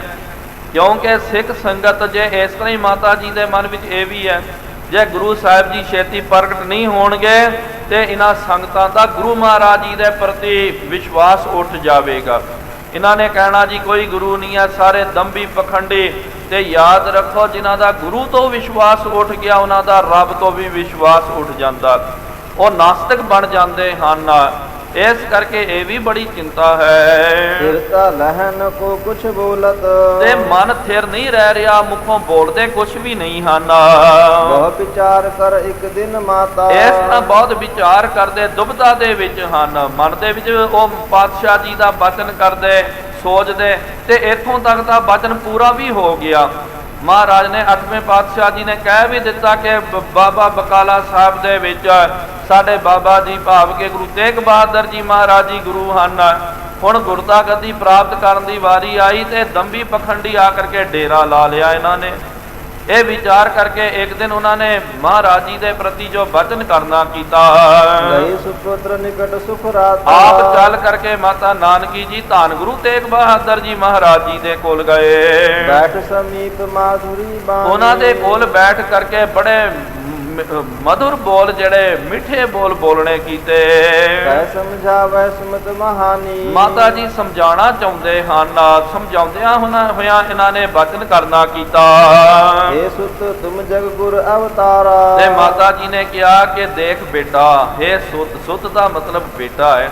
ਚਲੋ ਸਤਿਗੁਰੂ ਮਹਾਰਾਜ ਜੀ ਜਗਤ ਗੁਰੂ ਹਨ, ਲੇਕਿਨ ਮਾਤਾ ਨਾਨਕੀ ਜੀ ਦੀ ਨਿਗਾਹ ਦੇ ਵਿੱਚ ਤਾਂ ਉਹਨਾਂ ਦੇ ਲਾਡਲੇ ਸਪੁੱਤਰ ਹੀ ਹਨ ਨਾ। ਤੇ ਮਾਤਾ ਜੀ ਨੇ ਕਿਹਾ ਕਿ ਦੇਖ ਬੇਟਾ, ਤੂੰ ਜਗਤ ਗੁਰੂ ਅਵਤਾਰ ਹੈ, ਭਾਵ ਕਿ ਸਾਰੇ ਜਗਤ ਦੇ ਤੁਸੀਂ ਮਾਲਕ ਹੋ, ਗੁਰਤਾ ਗੱਦੀ ਦੇ ਮਾਲਕ ਹੋ। ਚਲੋ ਇਹ ਨਾਦਾਨ ਨਾ ਸਮਝ ਲੋਕਾਂ ਨੂੰ ਪਤਾ ਨਹੀਂ ਹੈ, ਲੇਕਿਨ ਮੈਨੂੰ ਤਾਂ ਪਤਾ ਨਾ, ਤੁਹਾਨੂੰ ਗੁਰਤਾ ਗੱਦੀ ਪ੍ਰਾਪਤ ਹੋ ਗਈ ਹੈ, ਤੁਸੀਂ ਅਸਲੀ ਗੁਰੂ ਹੋ। ਮੈਂ ਜਾਣਤ ਨੀਕੇ ਨਿਰਧਾਰਾ, ਮੈਂ ਇਸ ਬਚਨ ਨੂੰ ਚੰਗੀ ਤਰ੍ਹਾਂ ਦ੍ਰਿੜ ਕਰਕੇ ਨਿਰਧਾਰਨ ਕਰਨਾ ਕੀਤਾ ਕਿ ਤੁਸੀਂ ਅਸਲੀ ਗੁਰੂ ਹੋ। ਸਮ ਸੂਰਜ ਤੁਮ ਦਰਸ਼ਨ ਬਿਨਾ, ਹੁਣ ਤੁਹਾਡਾ ਦਰਸ਼ਨ ਜਿਹੜਾ ਸੂਰਜ ਤੋਂ ਬਗੈਰ। ਸਭ ਮੈਂ ਸੰਸੇ ਤਮ ਕਹਾ ਕਨਾ। ਦੇਖੋ ਮਾਤਾ ਜੀ ਨੇ ਜੋ ਦ੍ਰਿਸ਼ਟਾਂਤ ਦਿੱਤਾ ਕਿਹਾ ਕਿ ਜਦੋਂ ਸੂਰਜ ਨਹੀਂ ਚੜ੍ਹਦਾ ਨਾ ਤੇ ਉਸ ਵੇਲੇ ਹਨੇਰਾ ਛਾ ਜਾਂਦਾ, ਤੇ ਹਨੇਰੇ ਦੇ ਵਿੱਚ ਤਰ੍ਹਾਂ ਤਰ੍ਹਾਂ ਦੇ ਭਰਮ ਪੈਦਾ ਹੁੰਦੇ ਹਨ, ਤਰ੍ਹਾਂ ਤਰ੍ਹਾਂ ਦਾ ਡਰ। ਜਿਹੜਾ ਜਿੰਨੇ ਵੀ ਸਾਧ ਸੰਗਤ ਜੀ ਜੋ ਬਾਹਰੀ ਡਰ ਹੁੰਦੇ, ਮੌਤ ਦੇ ਡਰ ਨੂੰ ਛੱਡ ਕਰਕੇ ਬਾਹਰੀ ਜਿੰਨੇ ਮਰਜੀ ਡਰ ਹੁੰਦੇ, ਇਹ ਸਾਰੇ ਦੇ ਸਾਰੇ ਡਰ ਤੁਹਾਨੂੰ ਰਾਤ ਨੂੰ ਚਿਮੜਦੇ। ਰਾਤ ਨੂੰ, ਦਿਨ ਦੇ ਵਿੱਚ ਕੋਈ ਜ਼ਿਆਦਾ ਡਰ ਨਹੀਂ ਹੁੰਦਾ। ਦਿਨ ਦੇ ਵਿੱਚ ਤੁਸੀਂ ਆਪਣੇ ਕਮਰੇ ਵਿੱਚ ਜੇ ਰਾਤ ਅਜੇ ਬੱਤੀ ਚੱਲ ਗਈ, ਕਦੇ ਆਪਣੇ ਕਮਰੇ ਦੇ ਵਿੱਚ ਵੀ ਬੈਠ ਕਰਕੇ ਸਾਰੀਆਂ ਬੱਤੀਆਂ ਇੱਕਦਮ ਹਨੇਰਾ ਕਰ ਦਿਓ, ਆਪਣੇ ਕਮਰੇ ਦੇ ਵਿੱਚ ਵੀ ਬੈਠਣਾ ਔਖਾ ਹੋ ਜਾਂਦਾ, ਕਿਉਂਕਿ ਹਨੇਰਾ ਡਰ ਪੈਦਾ ਕਰਦਾ, ਤੇ ਹਨੇਰੇ ਦੇ ਵਿੱਚ ਬੰਦੇ ਡਰ ਜਾਂਦੇ ਹਨ। ਤੇ ਇਹਨਾਂ ਨੇ ਬੇਨਤੀ ਕੀਤੀ ਕਿ ਮਹਾਰਾਜ, ਸੰਸਿਆਂ ਦੇ ਹਨੇਰੇ ਦੇ ਵਿੱਚ ਸਾਰੀਆਂ ਸੰਗਤਾਂ ਭਟਕ ਰਹੀਆਂ, ਮਨ ਵਿੱਚ ਸੰਸ਼ੇ ਪੈ ਗਏ ਕਿ ਅਸਲੀ ਗੁਰੂ ਹੈ ਕਿ ਨਹੀਂ ਹੈ। ਅਸਲੀ ਗੁਰੂ ਜੇ ਹੈ ਤਾਂ ਕਿਹੜਾ ਹੋਵੇਗਾ ਅਸਲੀ ਗੁਰੂ? ਇਹ ਤਾਂ ਸਾਰੇ ਦੰਭੀ ਪਖੰਡੀ ਹਨ। ਜਦੋਂ ਤੱਕ ਸੂਰਜ ਪ੍ਰਗਟ ਨਹੀਂ ਹੋਵੇਗਾ, ਇਹ ਉਹਨਾਂ ਦੇ ਮਨ ਦਾ ਸੰਸ਼ਾ ਦੂਰ ਨਹੀਂ ਹੋ ਸਕਦਾ। ਨਹਿ ਪ੍ਰਕਾਸ਼ ਨਿਸ਼ਚੈ ਕੋ ਪਾਵੈ, ਜਦੋਂ ਬੰਦੇ ਦੇ ਪ੍ਰਕਾਸ਼ ਹੋ ਜਾਵੇ ਤਾਂ ਹੀ ਉਹਦੇ ਮਨ ਵਿੱਚ ਨਿਸ਼ਚਾ ਆ ਜਾਂਦਾ। ਸਾਧ ਸੰਗਤ ਜੀ ਵੇਦਾਂਤੀ ਜਿਹੜੇ ਇੱਕ ਪ੍ਰਮਾਣ ਬਹੁਤ ਜ਼ਿਆਦਾ ਦਿਆ ਕਰਦੇ ਹਨ, ਸਰਪ ਦੇ ਵਿੱਚ ਰੱਜੂ ਕਰਕੇ। ਰੱਜੂ ਦੇ ਵਿੱਚ ਸਰਪ ਭਾਵ ਕਿ ਰੱਸਾ ਜਿਹੜਾ ਹੋਵੇ, ਤੁਹਾਡੇ ਕਮਰੇ ਦੇ ਵਿੱਚ ਵੀ ਸਮਝੋ ਘਰ ਦੇ ਵਿੱਚ ਰੱਸਾ ਪਿਆ ਹੋਇਆ ਹੋਵੇ, ਹਨੇਰਾ ਕਰ ਦਿਓ, ਉਹਦੇ ਵਿੱਚ ਜੇ ਪੈਰ ਪੈ ਗਿਆ, ਬੰਦੇ ਡਰ ਜਾਂਦੇ, ਉਹਨਾਂ ਨੂੰ ਲੱਗਦਾ ਕਿ ਭਾਈ ਸੱਪ ਦੇ ਉੱਤੇ ਪੈਰ ਆ ਗਿਆ, ਬੰਦੇ ਛਾਲਾਂ ਮਾਰ ਕੇ ਭੱਜ ਜਾਂਦੇ, ਭੈਭੀਤ ਹੋ ਜਾਂਦੇ, ਰੌਲਾ ਪਾ ਦਿੰਦੇ ਕਿ ਜੀ ਸੱਪ ਆ ਗਿਆ, ਸੱਪ ਆ ਗਿਆ। ਲੇਕਿਨ ਉੱਥੇ ਪ੍ਰਕਾਸ਼ ਕਰਕੇ ਜਦੋਂ ਵੇਖ ਲੈਂਦਾ ਤਾਂ ਉਹਨੂੰ ਪਤਾ ਲੱਗਦਾ ਕਿ ਨਹੀਂ ਭਾਈ, ਸੱਪ ਦਾ ਭੁਲੇਖਾ ਹੈ, ਇਹ ਤਾਂ ਰੱਸਾ ਪਿਆ ਹੋਇਆ ਹੈ। ਇਸ ਤਰ੍ਹਾਂ ਹੀ ਇਹਨਾਂ ਦੇ ਅੰਦਰ ਸੰਸ਼ੇ ਪਏ ਹੋਏ, ਪਤਾ ਨਹੀਂ ਚੱਲ ਰਿਹਾ ਕਿਹੜਾ ਅਸਲੀ ਗੁਰੂ ਹੈ, ਕਿਹੜਾ ਅਸਲੀ ਗੁਰੂ ਹੈ ਕਰਕੇ। ਸ਼ਰੀਕ ਤੁਮਰੇ ਦਿਪਤਾਵਾ, ਨਾਲ ਤੁਹਾਡੇ ਜਿੰਨੇ ਵੀ ਸ਼ਰੀਕਾ ਸਾਧ ਸੰਗਤ ਜੀ ਜਿਹੜੇ ਰਿਸ਼ਤੇਦਾਰ ਰਹਿ ਕਰਕੇ ਈਰਖਾ ਕਰਦੇ ਹਨ, ਜ਼ਿਆਦਾ ਕਰਕੇ ਉਹਦੇ ਲਈ ਸ਼ਰੀਕਾ ਸ਼ਬਦ ਵਰਤਣਾ ਕੀਤਾ। ਜਿਹੜੇ ਰਿਸ਼ਤੇਦਾਰ ਹੁੰਦੇ, ਇੱਕ ਬੰਦਾ ਦੂਰ ਦਾ ਬੰਦਾ ਹੁੰਦਾ ਜਿਹਦੇ ਨਾਲ ਕੋਈ ਸੰਬੰਧ ਨਹੀਂ ਹੁੰਦਾ, ਉਹ ਈਰਖਾ ਕਰੇ, ਦੁਸ਼ਮਣੀ ਕਰੇ, ਉਹ ਗੱਲ ਵੱਖਰੀ ਹੈ। ਲੇਕਿਨ ਭਾਈ ਭਤੀਜੇ ਜਿਹੜੇ ਰਿਸ਼ਤੇਦਾਰ ਸਕੇ ਸੰਬੰਧੀ, ਜਦੋਂ ਉਹ ਈਰਖਾ ਦਵੈਕ ਕਰਦੇ, ਉਹਨੂੰ ਸ਼ਰੀਕਾ ਬੋਲਦੇ। ਮਾਤਾ ਜੀ ਨੇ ਕਿਹਾ ਆਪਣੇ ਸ਼ਰੀਕੇ ਜਿਹੜੇ ਹਨ ਰਿਸ਼ਤੇਦਾਰ, ਉਹ ਵੀ ਇੱਥੇ ਪਹੁੰਚ ਗਏ, ਉਹ ਵੀ ਹੁਣ ਤੁਹਾਡੇ ਨਾਲ ਈਰਖਾ ਦਵੈਕ ਕਰ ਰਹੇ ਹਨ। ਧੀਰਮਲ ਅਵਚੰਦ ਮਨਿੰਦ, ਹੁਣ ਧੀਰਮਲ ਜਿਹੜਾ ਉਹ ਸਾਰੇ ਸ਼ਰੀਕਿਆਂ ਦੇ ਵਿੱਚ ਚੰਦਰਮਾ ਵੱਤ ਬਣ ਗਿਆ। ਆਪਣੋ ਕਰਦ ਪ੍ਰਕਾਸ਼ ਬਿਲੰਦ, ਜਿਸ ਤਰ੍ਹਾਂ ਰਾਤ ਦੇ ਵਿੱਚ ਰਾਤ ਦਾ ਹਨੇਰੀ ਹੁੰਦੀ ਹੈ, ਚੰਦਰਮਾ ਦਾ ਆਪਣਾ ਕੋਈ ਪ੍ਰਕਾਸ਼ ਨਹੀਂ ਹੁੰਦਾ। ਅੱਜ ਤਾਂ ਸਾਇੰਟਿਸਟਾਂ ਨੇ ਵੀ ਦੱਸ ਦਿੱਤਾ ਕਿ ਚੰਦਰਮਾ ਸੂਰਜ ਤੋਂ ਪ੍ਰਕਾਸ਼ ਲੈ ਕਰਕੇ ਉਹ ਪ੍ਰਕਾਸ਼ ਦਾ ਰਿਫਲੈਕਸ਼ਨ ਧਰਤੀ ਤੱਕ ਪਹੁੰਚਾਉਂਦਾ ਹੈ। ਤੇ ਕਈ ਵਾਰੀ ਆਪ ਜੀ ਦੇਖ ਸਕਦੇ ਹੋ, ਜਦੋਂ ਰਾਤ ਨੂੰ ਮੱਸਿਆ ਦੀ ਰਾਤ ਹੋਵੇ, ਉਸ ਵੇਲੇ ਦਿਨ ਨੂੰ ਤੁਹਾਨੂੰ ਚੰਦਰਮਾ ਨਜ਼ਰ ਆਵੇਗਾ, ਬੜਾ ਫਿੱਕਾ ਜਿਹਾ ਨਜ਼ਰ ਆਉਂਦਾ, ਕਿਉਂਕਿ ਚੰਦਰਮਾ ਦੀ ਹੈਸੀਅਤ ਹੀ ਨਹੀਂ ਹੁੰਦੀ, ਉਹਦਾ ਆਪਣਾ ਕੋਈ ਪ੍ਰਕਾਸ਼ ਨਹੀਂ ਹੁੰਦਾ। ਉਹ ਲੈਂਦਾ ਵੀ ਸੂਰਜ ਤੋਂ ਪ੍ਰਕਾਸ਼ ਲੈ ਕਰਕੇ ਧਰਤੀ ਤੱਕ ਪਹੁੰਚਾਉਂਦਾ। ਰਾਤ ਦੇ ਵਿੱਚ ਚੰਦਰਮਾ ਦਾ ਕੋਈ ਪ੍ਰਕਾਸ਼ ਨਹੀਂ ਹੋਣ ਦੇ ਬਾਵਜੂਦ ਵੀ ਰਾਤ ਦਾ ਉਹ ਰਾਜਾ ਬਣ ਜਾਂਦਾ। ਨਹਿ ਵਿਕਸਤ ਹੈ ਸਿਖ ਅਰਬਿੰਦ, ਲੇਕਿਨ ਚੰਦਰਮਾ ਨੂੰ ਵੇਖ ਕਰਕੇ ਗੁਰਮੁਖੋ ਜਿਹੜੇ ਕਮਲ ਦੇ ਫੁੱਲ ਜਿਹੜੇ ਉਹ ਮੁਰਝਾ ਜਾਂਦੇ ਹਨ। ਇਹ ਪ੍ਰਾਕ੍ਰਿਤਿਕ ਫੁੱਲ ਹੈ ਕਮਲ ਦਾ ਫੁੱਲ। ਕਮਲ ਦਾ ਫੁੱਲ ਆਪ ਜੀ ਵੇਖ ਸਕਦੇ ਹੋ, ਤੇ ਜਿੱਥੇ ਕਿਆਰੀਆਂ ਹੁੰਦੀਆਂ, ਤਲਾਅ ਆਦਿਕ ਹੁੰਦੇ, ਕਦੇ ਵੇਖੋ ਜਦੋਂ ਸ਼ਾਮਾਂ ਤਕਾਲਾਂ ਪੈ ਜਾਂਦੀਆਂ, ਕਮਲ ਦਾ ਫੁੱਲ ਆਟੋਮੈਟਿਕਲੀ ਉਹ ਬੰਦ ਹੋ ਜਾਂਦਾ। ਦੂਜੇ ਫੁੱਲ ਕਦੇ ਆਪ ਜੀ ਦੇਖਣਾ ਕਰੋ, ਉਹ ਫੁੱਲ ਇੱਕ ਵਾਰੀ ਖਿੜ ਗਿਆ, ਬਸ ਉੱਥੇ ਉਹਦਾ ਜੀਵਨ ਸਮਾਪਤ ਹੋ ਜਾਂਦਾ ਹੈ, ਫਿਰ ਉਹ ਟੁੱਟ ਕੇ ਗਿਰ ਜਾਵੇਗਾ ਜਾਂ ਟਾਹਣੀ ਦੇ ਨਾਲ ਹੀ ਸੜ ਜਾਵੇਗਾ। ਕਮਲ ਦਾ ਫੁੱਲ ਜਿਹੜਾ ਬਹੁਤ ਲੰਬਾ ਚਿਰ ਕੱਟ ਲੈਂਦਾ, ਉਹ ਕਮਲ ਦਾ ਫੁੱਲ ਰਾਤ ਨੂੰ ਬੰਦ ਹੋ ਜਾਂਦਾ, ਫਿਰ ਸੂਰਜ ਚੜਿਆ ਫਿਰ ਖਿੜ ਜਾਂਦਾ, ਫਿਰ ਬੰਦ ਹੋ ਜਾਂਦਾ।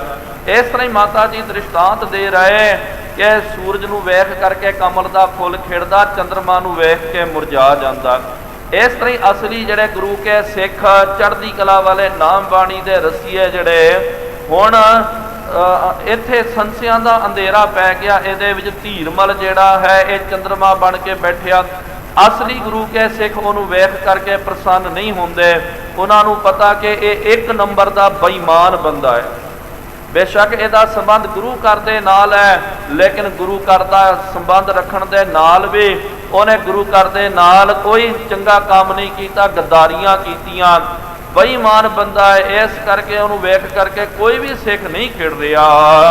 ਜਿਨ ਮੈਂ ਸ਼ਾਂਤੀ ਸੁਖ ਮਕਰੰਦ, ਜਿਸ ਦੇ ਵਿੱਚ ਮਕਰੰਦ ਦੀ ਜਿਹੜੀ ਸ਼ਾਂਤੀ ਹੁੰਦੀ ਹੈ, ਸੰਗਤਾ ਤਿਨਕੇ ਬ੍ਰਿੰਦ, ਲੇਕਿਨ ਉਹਦੇ ਨਾਲ ਵੀ ਸੰਗਤ ਬਹੁਤ ਜ਼ਿਆਦੀ ਹੈ। ਕਿਮ ਸੁਖ ਪਾਏ ਮਨਿੰਦ ਮਲਿੰਦ। ਹੁਣ ਮਾਤਾ ਜੀ ਨੇ ਬੇਨਤੀ ਕਰਨੀ ਕੀਤੀ, ਉਹਨਾਂ ਨੂੰ ਸੁਖ ਕਿਸ ਤਰ੍ਹਾਂ ਪ੍ਰਾਪਤ ਹੋਵੇਗਾ? ਇਹ ਤਾਂ ਆਪਣੀ ਵੀ ਇੱਕ ਜ਼ਿੰਮੇਵਾਰੀ ਬਣਦੀ ਨਾ ਕਿ ਭਾਈ ਇੱਕ ਆਮ ਵੀ ਸਾਡੀ ਸਾਧ ਸੰਗਤ ਜੀ ਜਦੋਂ ਸਮਾਜ ਦੇ ਵਿੱਚ ਰਹਿੰਦੇ ਆ, ਹਰ ਕਿਸੇ ਦੀ ਜ਼ਿੰਮੇਵਾਰੀ ਬਣਦੀ ਹੈ ਸੱਚ ਨੂੰ ਸੱਚ ਕਹਿਣਾ, ਝੂਠ ਨੂੰ ਝੂਠ ਬੋਲਣਾ।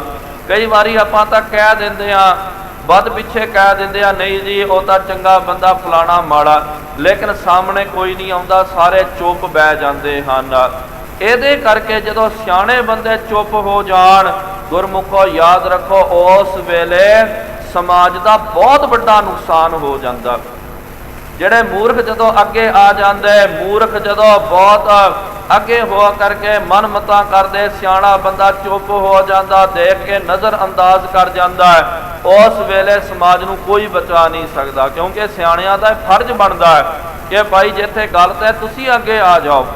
ਹਾਂ, ਅਗਲੇ ਜਿਹੜੇ ਮੂਰਖ 10 ਮੂਰਖ ਆ ਗਏ, 5 ਵੀ ਜੇ ਸਿਆਣੇ ਅੱਗੇ ਆ ਗਏ ਤੇ ਉਹਨਾਂ ਮੂਰਖਾਂ ਦਾ ਮੂੰਹ ਖੱਟਾ ਪੈ ਜਾਵੇਗਾ, ਉਹਨਾਂ ਦੀ ਹੋਂਦ ਖਤਮ ਹੋ ਜਾਵੇਗੀ।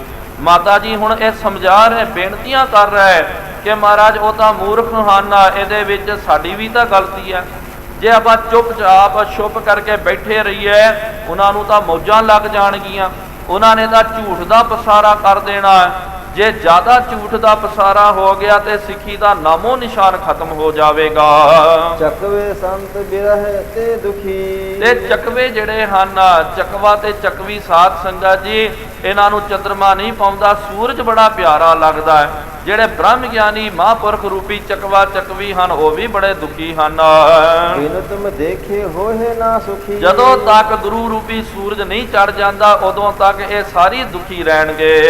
ਰਜਨੀ ਪਰੀ ਦੁਰੰਤਾ ਹੋ ਤੋਹੇ, ਦੁਰੰਤਾ ਤੋਹੇ ਭਾਵ ਕਿ ਇੱਥੇ ਅਗਿਆਨਤਾ ਦਾ ਅੰਧਕਾਰ ਫੈਲਿਆ ਹੋਇਆ ਹੈ, ਤੇ ਨਾਲ ਆਪ ਗਿਆਨ ਦੇ ਪ੍ਰਕਾਸ਼ ਕਰਨ ਵਾਲੇ ਸੂਰਜ ਹੋ, ਲੇਕਿਨ ਆਪ ਵੀ ਲੁਕ ਛੁਪ ਕਰਕੇ ਬੈਠੇ, ਇਹ ਤੁਹਾਡੇ ਲਈ ਠੀਕ ਨਹੀਂ ਹੈ। ਗੁਰੂ ਕੇ ਪਿਆਰਿਓ, ਜਦੋਂ ਗੁਰੂ ਨਾਨਕ ਦੇਵ ਜੀ ਮਹਾਰਾਜ ਸੁਮੇਰ ਪਰਬਤ ਤੇ ਗਏ ਤੇ ਉੱਥੇ ਜਿਹੜੇ ਵੱਡੇ ਵੱਡੇ ਸਿੱਧ ਜੋਗੀ ਜਤੀ ਜਿਹੜੇ ਹਨ, ਵੱਡੇ ਵੱਡੇ ਤਪਸਵੀ ਮਹਾਂਪੁਰਖ ਲੁਕ ਛੁਪ ਕਰਕੇ ਬੈਠੇ, ਮਹਾਰਾਜ ਜੀ ਨੇ ਬਚਨ ਕੀਤਾ। ਉਹਨਾਂ ਨੇ ਮਹਾਰਾਜ ਨੂੰ ਵੀ ਕਿਹਾ ਸੀ ਕਿ ਆਓ ਨਾਨਕ ਜੀ, ਐਵੇਂ ਮਾਤ ਲੋਕ ਦੇ ਵਿੱਚ, ਨਰਕ ਦੇ ਵਿੱਚ, ਉਹਨਾਂ ਨੇ ਕਿਹਾ ਕਲਯੁਗ ਦੇ ਵਿੱਚ ਕਿਉਂ ਰਹਿੰਦੇ ਹੋ? ਕਿਉਂਕਿ ਉੱਥੇ ਤਾਂ ਲੋਕ ਬੜੇ ਖਰਾਬ ਹਨ, ਆਓ ਸਾਡੇ ਨਾਲ ਇੱਥੇ ਪਰਬਤ ਦੇ ਵਿੱਚ ਰਹੋ, ਇਕਾਂਤ ਦੇ ਵਿੱਚ ਰਹੋ, ਇੱਥੇ ਬੈਠ ਕਰਕੇ ਰੱਬ ਦੀ ਭਜਨ ਬੰਦਗੀ, ਇਬਾਦਤ ਬੰਦਗੀ ਕਰਨਾ ਕਰੋ, ਮੌਜ ਆਨੰਦ ਦੇ ਵਿੱਚ ਰਹਿਣਾ ਕਰੋ। ਤਾਂ ਮਹਾਰਾਜ ਜੀ ਨੇ ਕਟਾਕਸ਼ ਕੀਤਾ ਕਿ ਸਿੱਧ ਛੁਪ ਬੈਠਣ ਪਰਬਤੀ, ਕੌਣ ਜਗਤ ਕੋ ਰਾਹ ਦਿਖਾਈ। ਮਹਾਰਾਜ ਨੇ ਕਿਹਾ ਕਿ ਤੁਹਾਡੇ ਵਰਗੇ ਮਹਾਂਪੁਰਖ ਜਿਹੜੇ ਹਨ, ਜੋ ਸਮਾਜ ਨੂੰ ਰਾਹ ਦਿਖਾਉਣ ਵਾਲੇ, ਉਹ ਛੁਪ ਕਰਕੇ ਬੈਠ ਜਾਣ ਤੇ ਸਮਾਜ ਨੂੰ ਰਾਹ ਕੌਣ ਦਿਖਾਵੇਗਾ? ਜਿਸ ਤਰ੍ਹਾਂ ਕਿ ਇੱਕ ਉਦਾਹਰਣ ਦੇ ਤੌਰ ਤੇ ਕੋਈ ਜਿਹੜਾ ਵੱਡਾ ਡਾਕਟਰ ਹੋਵੇ, ਚੰਗਾ ਜਿਹੜਾ ਪੜ੍ਹਿਆ ਲਿਖਿਆ ਡਾਕਟਰ ਹੋਵੇ, ਤੇ ਉਹ ਡਾਕਟਰ ਜਿਹੜਾ ਉਹਦਾ ਕੰਮ ਤਾਂ ਸਾਧ ਸੰਗਤ ਜੀ ਸਮਾਜ ਦੇ ਵਿੱਚ, ਹਸਪਤਾਲ ਦੇ ਵਿੱਚ, ਰੋਗੀਆਂ ਦੇ ਵਿੱਚ ਉਹਦਾ ਕੰਮ ਹੈ। ਤੇ ਜੇ ਡਾਕਟਰ ਸਾਰੇ ਕਹਿ ਦੇਣ ਕਿ ਨਹੀਂ ਜੀ ਸਾਡਾ ਇੱਥੇ ਜੀ ਨਹੀਂ ਲੱਗਦਾ, ਅਸੀਂ ਇਕਾਂਤ ਦੇ ਵਿੱਚ ਛੁਪ ਕਰਕੇ ਬਹਿ ਜਾਣਾ, ਤੇ ਲੋਕਾਂ ਨੇ ਫਿਰ ਕਹਿਣਾ ਫਿਰ ਭਾਈ ਤੂੰ ਕਾਹਨੂੰ ਫਿਰ ਡਾਕਟਰੀ ਦੀ ਪੜ੍ਹਾਈ ਕੀਤੀ?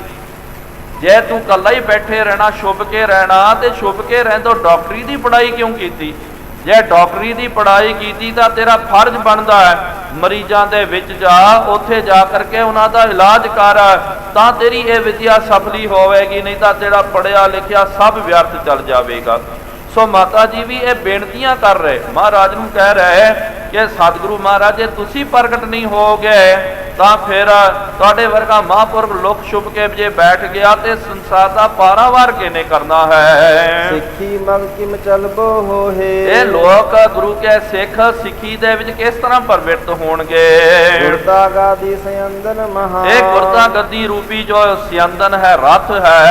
ਸੂਰਜ ਆਪ ਅਰੂਢ ਹੋ ਤਹਾ। ਇਹਦੇ ਉੱਤੇ ਆਪ ਜੀ ਗੁਰਤਾ ਗੱਦੀ ਦੇ ਉੱਤੇ ਜਿਸ ਤਰ੍ਹਾਂ ਸੂਰਜ ਆਪਣੇ ਸੰਯੰਦਨ ਦੇ ਉੱਤੇ ਰਥ ਦੇ ਉੱਤੇ ਚੜ ਕਰਕੇ ਦਿਨ ਵਿੱਚ 12 ਰਾਸ਼ੀਆਂ ਦੇ ਵਿੱਚ ਆਪਣਾ ਜਿਹੜਾ ਹੈ ਚੱਕਰ ਕਰਦਾ, ਇਸ ਤਰ੍ਹਾਂ ਤੁਸੀਂ ਸੂਰਜ ਵੱਧ ਪ੍ਰਕਾਸ਼ਮਾਨ ਹੋ ਕਰਕੇ ਸੰਸਾਰ ਦੇ ਵਿੱਚ ਗਿਆਨ ਦਾ ਪ੍ਰਕਾਸ਼ ਕਰਨਾ ਕਰੋ। ਕਾਇ ਪ੍ਰਕਾਸ਼ ਆਪ ਕਉ ਭਲੇ। ਜਦੋਂ ਆਪ ਜੀ ਪ੍ਰਗਟ ਹੋ ਜਾਓਗੇ, ਆਪ ਜੀ ਗਿਆਨ ਦੇ ਸੋਮੇ ਹੋ ਤੇ ਆਪ ਜੀ ਦੇ ਰਾਹੀਂ ਗਿਆਨ ਦਾ ਪ੍ਰਕਾਸ਼ ਹੋਵੇਗਾ। ਸੰਗਤ ਸਭ ਸਿੱਖੀ ਮਗ ਚਲੇ। ਜਦੋਂ ਗਿਆਨ ਦਾ ਪ੍ਰਕਾਸ਼ ਹੋ ਗਿਆ ਤੇ ਅੰਧਕਾਰ ਨਾਸ਼ ਹੋ ਜਾਵੇਗਾ, ਸਿੱਖੀ ਮਤ ਦਾ ਵਿਸਥਾਰ ਹੋਵੇਗਾ।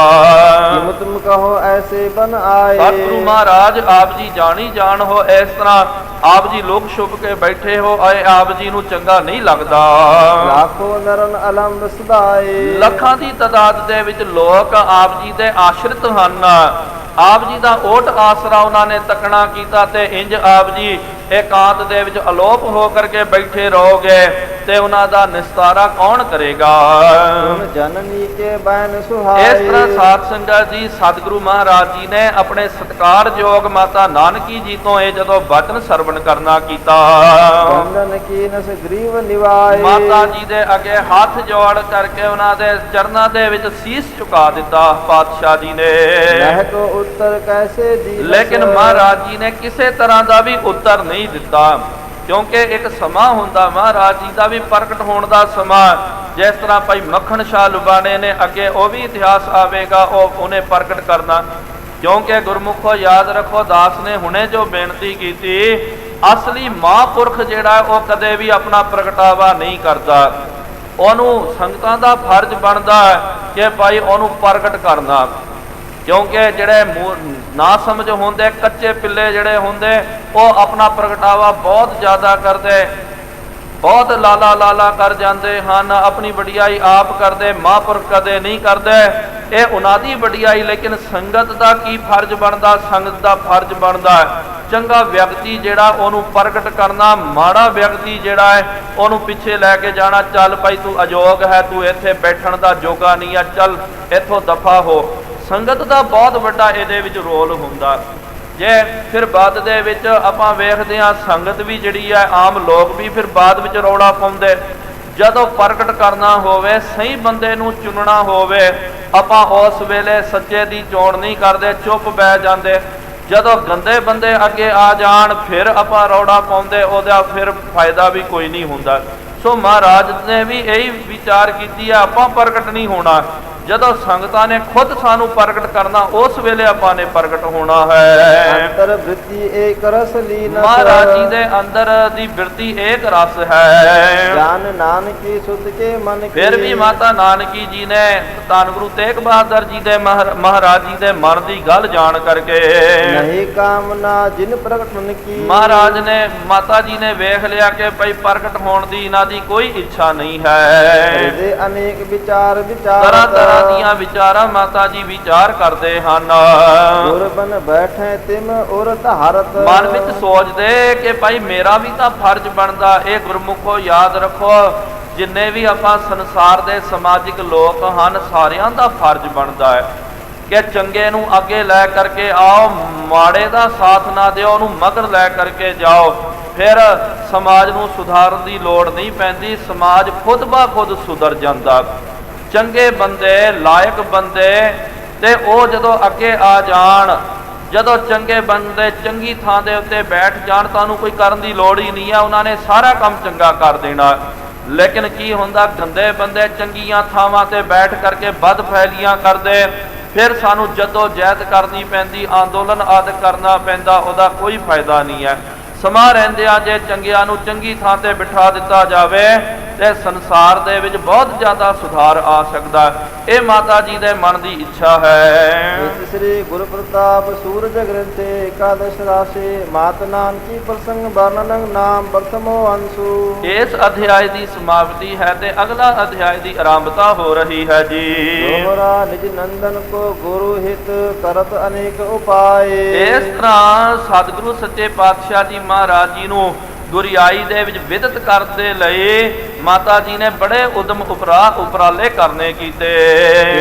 ਮਤ ਠਹਿਰਾਏ ਕਰ ਉਦਮ ਤੇ ਸੁਖ ਪਾਏ। ਤੇ ਫਿਰ ਚਿੱਤ ਦੇ ਵਿੱਚ ਤਰ੍ਹਾਂ ਤਰ੍ਹਾਂ ਦੇ ਮਤ ਠਹਿਰਾਉਂਦੇ ਹਨ ਕਿ ਕੀ ਕਰਨਾ ਚਾਹੀਦਾ। ਮਾਤਾ ਜੀ ਚੁੱਪ ਨਹੀਂ ਬੈਠੇ, ਉਹਨਾਂ ਦੇ ਮਨ ਵਿੱਚ ਇਹੀ ਵਲਵਲੇ ਹੁੰਦੇ ਕਿ ਕੋਈ ਨਾ ਕੋਈ ਯਤਨ ਕਰਕੇ ਧੰਨ ਗੁਰੂ ਤੇਗ ਬਹਾਦਰ ਜੀ ਮਹਾਰਾਜ ਜੀ ਨੂੰ ਸੰਸਾਰ ਦੇ ਵਿੱਚ ਗੁਰੂ ਰੂਪ ਦੇ ਵਿੱਚ ਪ੍ਰਗਟ ਕਰਨਾ ਚਾਹੀਦਾ। ਭਈ ਪੂਰਬ ਕੋ ਵਿਵਹਾਰ ਚਿਤਾਰਾ। ਨਾਲ ਉਹਨਾਂ ਨੇ ਜੋ ਪਹਿਲੇ ਸਤਿਗੁਰੂ ਮਹਾਰਾਜ ਜੀ ਦਾ ਕਾਰ ਵਿਵਹਾਰ ਜਿਹੜਾ ਉਹਨਾਂ ਨੂੰ ਵੀ ਚੇਤੇ ਕਰਨਾ ਕੀਤਾ।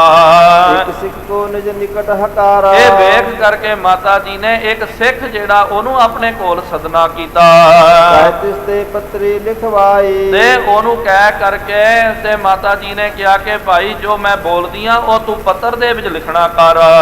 ਸ੍ਰੀ ਗੁਰੂ ਅਮਰ ਅੰਸ਼ ਬੁਲਵਾਈ। ਤੇ ਇਸ ਤਰ੍ਹਾਂ ਪੱਤਰ ਲਿਖ ਕਰਕੇ ਜੋ ਧੰਨ ਗੁਰੂ ਅਮਰਦਾਸ ਜੀ ਮਹਾਰਾਜ ਜੀ ਦੇ ਮੌਜੂਦਾ ਅੰਸ਼ ਬੰਸੀ ਜੋ ਸਨ ਭਲਿਆਂ ਦੇ ਵਿੱਚੋਂ ਉਹਨਾਂ ਨੂੰ ਮਾਤਾ ਜੀ ਨੇ ਸਦਨਾ ਕੀਤਾ। ਬੜੀਆ ਸਿੱਖ ਰਹਿ ਤਿਸ ਥਾਨ। ਉਸ ਵੇਲੇ ਧੰਨ ਗੁਰੂ ਤੇਗ ਬਹਾਦਰ ਜੀ ਮਹਾਰਾਜ ਜੀ ਦੇ ਵੇਲੇ ਸਮਕਾਲੀ ਧੰਨ ਗੁਰੂ ਅਮਰਦਾਸ ਜੀ ਮਹਾਰਾਜ ਜੀ ਦੇ ਪੋਤਰੇ ਪੜ ਪੋਤਰਿਆਂ ਦੇ ਵਿੱਚੋਂ ਭਾਈ ਗੜੀਆ ਜੀ ਸਨ। ਪੱਟੀ ਪੱਤਰ ਕਾ ਜਾਨ। ਮਾਤਾ ਜੀ ਨੇ ਭਾਈ ਗੜੀਆ ਜੀ ਦੇ ਪ੍ਰਤੀ ਪੱਤਰ ਲਿਖ ਕਰਕੇ ਭੇਜਣਾ ਕੀਤਾ। ਸੋ ਜੇ ਆਏ ਕਹੇ ਮਮ ਨੰਦ। ਸੋ ਜੇ ਆਏ ਕਹੇ ਮਮ ਨੰਦ। ਤੇ ਬਚਨ ਕਰਨਾ ਕੀਤਾ ਕਿ ਭਾਈ ਕਿ ਮੇਰੇ ਪੁੱਤਰ ਨੂੰ ਤੁਸੀਂ ਆ ਕਰਕੇ ਸਮਝਾਵੇ ਹਿਤ ਬਾਕ ਬਿਲੰਦ। ਮਾਤਾ ਜੀ ਦੇ ਮਨ ਵਿੱਚ ਸੀ ਕਿ ਭਾਈ ਮੈਂ ਤਾਂ ਇਹਨਾਂ ਨੂੰ ਸਮਝਾ ਕੇ ਥੱਕ ਗਈਆਂ, ਇਹ ਸਾਡਾ ਬਚਨ ਨਹੀਂ ਮੰਨਦੇ। ਉਹ ਵੱਡੇ ਮਹਾਂਪੁਰਖ ਹਨ, ਧੰਨ ਗੁਰੂ ਅਮਰਦਾਸ ਜੀ ਮਹਾਰਾਜ ਜੀ ਦੇ ਅੰਸ਼ ਬੰਸੀ ਹਨ। ਕਿੱਥੇ ਉਹਨਾਂ ਦਾ ਸਤਿਕਾਰ ਕਰਦਿਆਂ ਹੋਇਆ ਮਹਾਰਾਜ ਜੀ ਨੇ ਉਹਨਾਂ ਦਾ ਬਚਨ ਪ੍ਰਵਾਨ ਕਰਕੇ ਪ੍ਰਗਟ ਹੋ ਜਾਣਾ।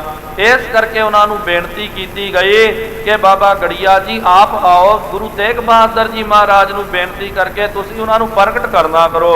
ਮਨ ਕਹਿਓ ਪ੍ਰਗਟ ਜਗ ਹੋਏ। ਜੇ ਆਪਨੇ ਬਚਨ ਕੀਤਾ, ਕਿਉਂਕਿ ਤੁਹਾਡਾ ਬੜਾ ਸਤਿਕਾਰ ਕਰਦੇ ਹਨ, ਆਪ ਜੀ ਦਾ ਬਚਨ ਮੰਨ ਕੇ ਜੇ ਇਹ ਪ੍ਰਗਟ ਹੋ ਗਏ ਦਰਸ਼ਨ ਕਰੇ ਆਨ ਸਭ ਕੋਏ। ਫਿਰ ਸਾਰੀਆਂ ਸੰਗਤਾਂ ਜੋ ਅੱਜ ਭੰਬਲ ਭੂਸੇ ਦੇ ਵਿੱਚ ਪਈਆਂ ਹੋਈਆਂ ਕਿ ਕਿਹੜਾ ਅਸਲੀ ਗੁਰੂ ਹੈ, ਕਿਹੜਾ ਅਸਲੀ ਗੁਰੂ ਹੈ, ਉਹ ਸਾਰਾ ਝਮੇਲਾ ਖਤਮ ਹੋ ਜਾਵੇਗਾ। ਅਸਲੀ ਗੁਰੂ ਪ੍ਰਗਟ ਜਦੋਂ ਹੋ ਗਿਆ ਸਾਰਿਆਂ ਨੇ ਅਸਲੀ ਗੁਰੂ ਦੇ ਦਰਸ਼ਨ ਕਰਨੇ ਹਨ। ਸਾਹਮਣੇ ਸਿੱਖ ਲਾ ਗੋਇੰਦਵਾਲ। ਉਸੇ ਵੇਲੇ ਤੁਰੰਤ ਇਹ ਪੱਤਰ ਲੈ ਕਰਕੇ ਗੋਇੰਦਵਾਲ ਸਾਹਿਬ ਚੱਲ ਗਿਆ। ਲੰਘਿਓ ਮਾਰਗ ਸਗਰੋ ਚਾਲ। ਸਾਰਾ ਜਿਹੜਾ ਰਾਸਤਾ ਤੈਅ ਕਰਕੇ ਸ੍ਰੀ ਗੁਰੂ ਅਮਰਦਾਸ ਕੋ ਅੰਸ਼। ਉਸ ਵੇਲੇ ਧੰਨ ਗੁਰੂ ਅਮਰਦਾਸ ਜੀ ਮਹਾਰਾਜ ਜੀ ਦੀ ਅੰਸ਼ ਬੰਸ ਦੇ ਵਿੱਚੋਂ ਭਾਈ ਗੜੀਆ ਜੀ ਜੋ ਹਨ ਜਾਏ ਬਿਲੋ ਕੇ ਜਨ ਸ਼ੁਭ ਹੰਸ। ਜਾ ਕਰਕੇ ਜਦੋਂ ਉਹਨਾਂ ਦੇ ਦਰਸ਼ਨ ਕਰਦੇ ਕੀਤੇ, ਉਹਨਾਂ ਦੇ ਦਰਸ਼ਨ ਪਰਮਹੰਸ ਦੇ ਵਾਂਗੂ ਹਨ। ਪਰਮਹੰਸ ਦੀ ਉਹਨਾਂ ਮਹਾਂਪੁਰਖਾਂ ਦੀ ਬਾਬਾ ਗੜੀਆ ਜੀ ਦੀ ਅਵਸਥਾ ਹੈ। ਮਸਤਕ ਟੇਕ ਪੱਤਰ ਕਾ ਦਈ। ਉਹ ਸੇਵਾਦਾਰ ਜਿਹੜਾ ਉਹਨਾਂ ਦੇ ਅੱਗੇ ਜਾ ਕਰਕੇ ਉਹਨਾਂ ਦੇ ਚਰਨਾਂ ਦੇ ਵਿੱਚ ਮੱਥਾ ਟੇਕਣਾ ਕੀਤਾ।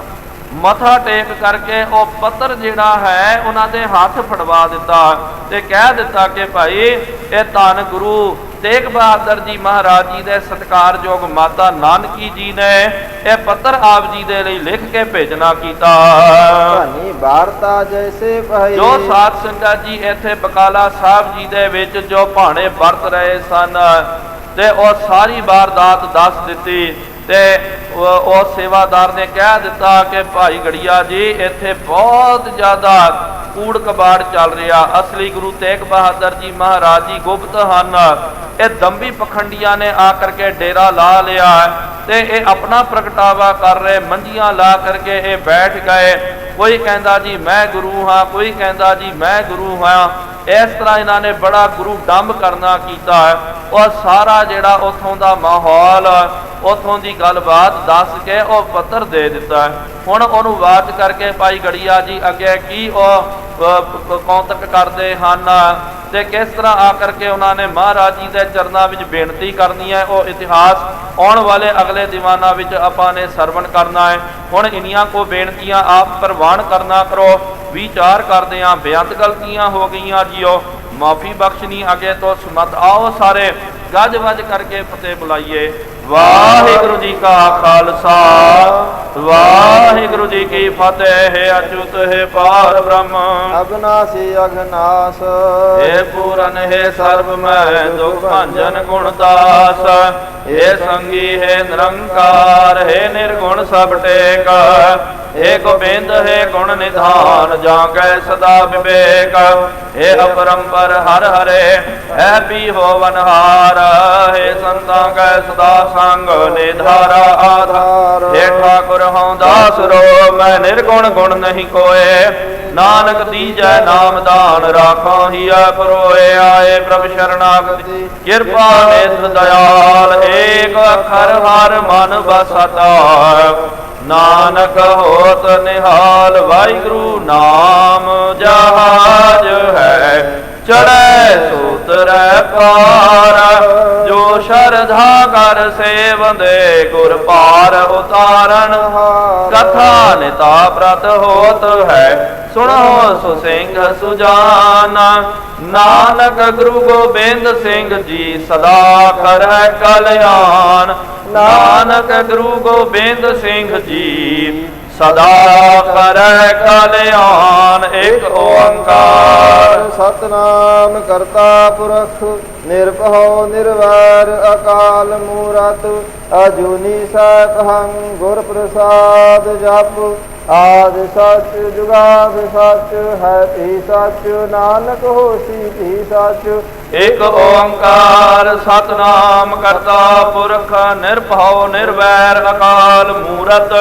अजूनी सैभं गुर प्रसाद जप। आद सच जुगाद सच, है भी सच। नानक होसी भी सच। एक ओंकार सतनाम करता पुरख, निर्भव निर्वैर अकाल मूरत। अजूनी सैभं गुर प्रसाद जप।